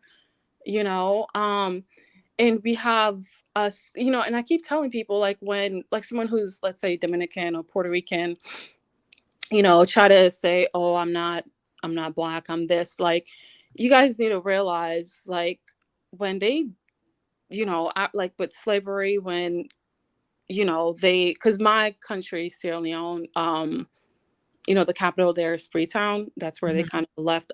They brought back a lot of the free slaves. So the free slaves are there. They're known as like the Creoles, Okay. And even amongst us there, there's even hate towards them because, like, it's like, oh, those are like the free slaves. Like, they're just, they're this, you know what I mean? So even that is just bad because I'm from like a different tribe. But it's just realizing, like, sweetie, if you're from the Caribbean, you're Haitian, you're Dominican, you are just one boat stop away. Like, that's just it, and we are still fighting each other. And it's just so disgusting. Like, I honestly sometimes feel like Elon Musk needs to hurry up and build this spaceship so he can drop me off at Pandora, because I want to be an avatar. Like, you ain't lying about that. Like, I just can't. But because it's skin color and nationality, it's everything, and regions, and none of that stuff will even matter, and it would just be a really nice environment. It really, really, really, truly doesn't. And it's like, because even I was watching I'm really huge in like history. Like, I'm very huge, and when it comes to like knowing like the facts about like different, like, let's say like Haiti and Dominican Republic, you guys are one island separated by what, I don't know, some land or land bridge or whatever the case may be, but you were conquered by or colonized by the French, and they destroyed you. And then Dominican Republic, you were colonized by the Spaniards. You know what I mean? So it's like no different than like the African Americans, like here in the United States, being colonized by, let's say, the not so spicy white. That's what I like to call them. Like, the Irish, Scottish, they made settlements like here, and all of that. But I can talk about this for like hours. But anyway, so it's just like all of that. It's just really annoying because we're just constantly going at each other's throats. And it's like the other communities are probably looking at us and just laughing, you know what I mean? And causing buzz over like this whole situation with the Tarte. And this happened, what was it, like 4 or 5 years ago? The same thing. Like, why are we dealing with this again? Yeah, it was like about 4 or 5 years ago, was it? I'm not sure, but I want to say 2018, 5 years ago. 5 years ago. Yeah. And, with the chick, what's her name? The Nigerian girl, Niké. Niké. Her using, like, I get it, two things can be right at the same time, right? Like, I totally get her stance, and, oh, you know, this, like, yes, when I came to the United States, I was heavily bullied by Black Americans, but yet I still didn't sit here and just lumped everyone into one group. You know what I mean? Like, oh my God, everyone is like this, you know? So I understand why she's using that. But what this remind me of, you remember growing up when we used to watch those, what do you call it? Those like teen movies with like the Mean Girls. Yes, And yes, then, that's what it reminded me of. that's what it remind. But remember how it was like, okay, you have the popular group, and then you have that one nerdy girl, and she wants to fit in so bad, and she finally gets her foot in the door with the popular girls, right? They so-called accept her, so-called, not really, right? But really they accepted her, and then they end up treating her like, they end up doing something where they just embarrass the crap out of her, right? And then It was now like a setup. It wasn't, oh, we're really inviting you into our space. We're just gonna make fun of you. Exactly. So, and then once they set her up, you know, she then kind of realized, oh my God, you know, blah, blah. And then she runs back to her old nerdy friends. You know what I mean? Like, that's literally exactly what this situation like just reminds me of, you know? Right. It's so silly. Like, it's really silly. And what else was I gonna bring up? With the whole, you know, Black women just accepting like the bare minimum in everything. And I think obviously that's what she's doing. Everyone is just trying to fit in. She's gonna get it where she can, you know? Because one thing I've noticed too, just scrolling, because I don't have social media. Like, I got rid of my Instagram like 5 years ago. Don't have Facebook, Snapchat, like I've never been on TikTok or Twitter, because I just don't care. So my only like form social media like platform is just YouTube, you know? So I do watch like a lot of like reels, like videos, because they're just funny. I can scroll through every day like for hours, but they're just funny. One thing that I do notice is some of the white like women, like they're fun, like they build, like it would be like a white girl, a pretty white girl. 2 months later, she's at 1 million sub. Oh yeah. 1 million sub. And all of those subs are all white women, and they're just hyping her up. Yeah. Hyping her up. I know exactly what you're talking about. Yeah. And I don't, you know, people are like, oh, you know, white girls, like, oh, they get so many, blah, blah, blah. They support each other. Yeah, they do. That's why Bria Jones got dragged, girl. That's why I was like, that girl didn't get off the hook. She may have gotten off the hook with Black women, but she didn't get off the hook with white women. Yeah. Girl, they was dragging her to filth. I felt bad for her, because when you get dragged by the white community, girl, it's different. It's not the same, honey. No, 100%. Like, their cancel culture thing is another level. Yeah, it's serious. But no, it's really serious. Like, I'm gonna call my dad on you type of serious. Yeah, I'm gonna call the cops. Like, girl, they turn into Karens real quick. That's real quick. It's in their DNA, and you know, and that's one thing. But I would say, like, they look out for each other. Like, they do. Regardless, you know, they would support each other if they see a pretty whatever, she's quirky, she's like, I remember like Tana Mojo, because I remember like Tana Mojo maybe like 5 years ago, right before she became like famous or whatever. I remember I used to like watch her videos. It was just random clips, and I was like, oh my God, she's so funny. Literally in a matter of like 6-7 months, this girl was like 2 million subs. You know what I mean? Like 2 million subs. Yeah. And now she's like one of the most popular like YouTubers, because they support each other, and we don't do that for each other. We don't. You know what I mean? Yeah. And they don't even have to look good. They can just have the cutest, quirky personality. They can just sit there and play video games. Yeah. They still have millions of subs. And that doesn't, like, you know, like, I think that's one thing I do admire about like white women, is just that, you know what I mean? Like, even though like they can be catty, mean, but at the end of the day, they're going to promote one another, and they're going to want to see each other like succeed and be promoted on television, because they want to be the number one, like, sought after, like, desired women. So that's why with the whole, like, what that girl was saying, like, casting directors, you know what I mean? Casting, you know, like, they're going to be the one choosing these white women. Like, of course they are. Like, why not? You know, like, I'm sorry, if I was a white casting director, I'm going to choose Becky, Molly, and Susan. Like, I'm sorry, and because I want to see my face on TV. So this is why I keep saying we need to stop complaining and create our own spaces. Yeah. And I mentioned in the comment, about Fenty, Juvia's Place, and all those other like Black owned makeup brands. I'm sorry, but you guys, I'm not trying to come at them because I know people are like, oh, you're coming at Riri. I don't care what you think. I really, truly don't. I'm not coming at Riri. I'm just saying that these Black makeup brands need to start doing something like this as well. They do. But They I really think do. it's because they don't have the, like, they're busy trying to cover their overhead charge. Yeah. That they probably don't have the resources to do that. Like, you have to understand Tarte. She talks about how her family reunion was in this villa. Girl, there's not that many Black people Black families could stay in a villa like that. Yeah, That's a you know lot what I mean? So I think like that money that Tarte created this cosmetic line with, it's very long. It's probably like generational wealth. So to put that on them and to put it on like, these Black brands that just created their brand, I'm not going to put the pressure on them like that because I don't know what their overhead charges. I don't know what they're facing behind the scenes to put that on them so thick, because she was talking about, my villa, and I'm just like, we had our family reunions here, and I'm just like, girl, that tells me you come from money, long money. So I don't know. That's why I'm like, it's kind of hard. It's kind of hard to say that.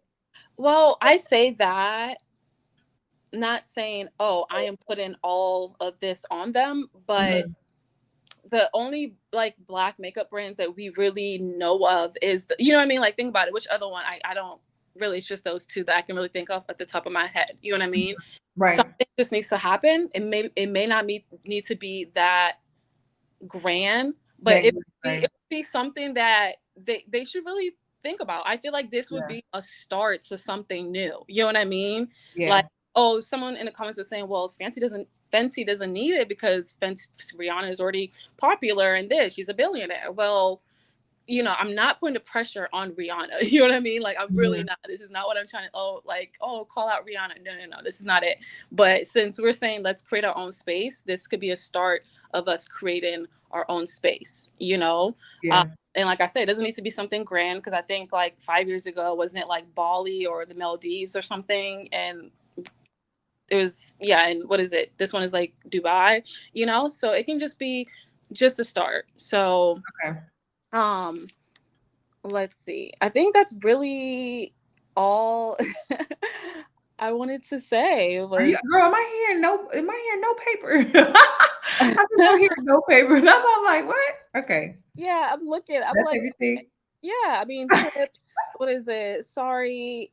Yeah. Okay. Yeah. So with the whole like casting directors. So one thing I wanted to say too. I don't know if you guys have ever noticed, like in like dating shows, how like they never choose like. Oh, this sounds so mean, but they never choose like the attractive,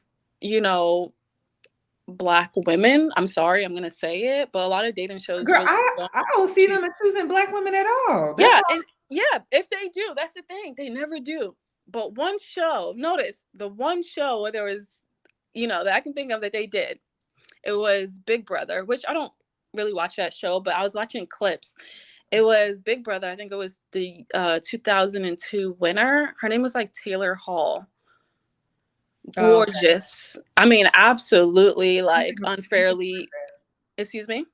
I don't think I've heard of her.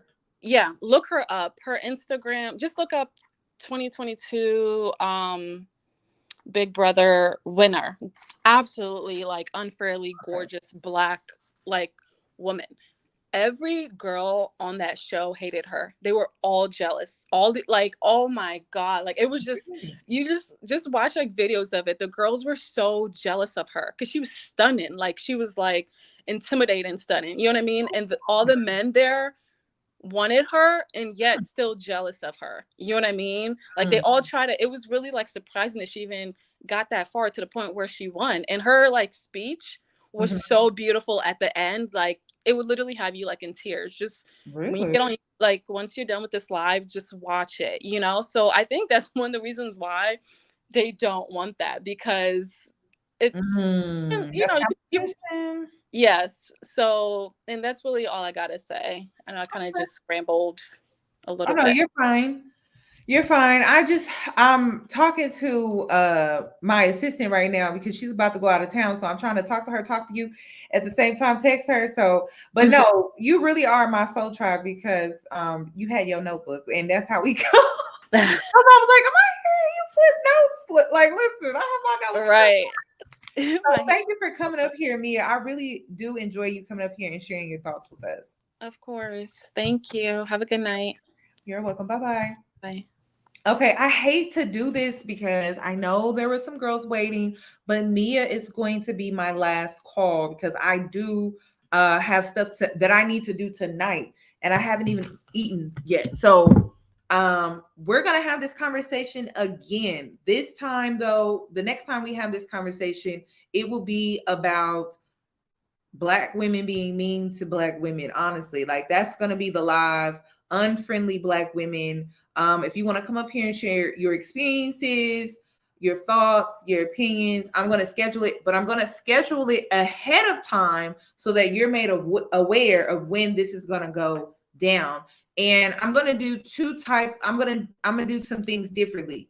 When we do have this live stream, people who are subscribed to my Patreon, you're going to get to go first. So I'll give you the floor and then I'll open it up to the public second. And then you can call up here. No men, like this is not about men. So I don't want to see no men in this live stream. Like I really don't. It's just going to be for the women. Because we need to have a real conversation about sisterhood. Why are we not friendly to one another? Why do we have a hard time speaking when we see each other out, even if it's just a, hey, how you doing, girl? You know, it don't have to be we're besties, you know, but we should be able to speak. So thank you, ladies, for coming up here and sharing. I really, really do appreciate it. And I hope to see you in my next live next week. You'll know about it. And I'll make sure you'll know about it probably 2 days in advance just to make sure you show up. So thank you to everyone that came up here. Enjoy the rest of your night, and I'll catch you in my next one.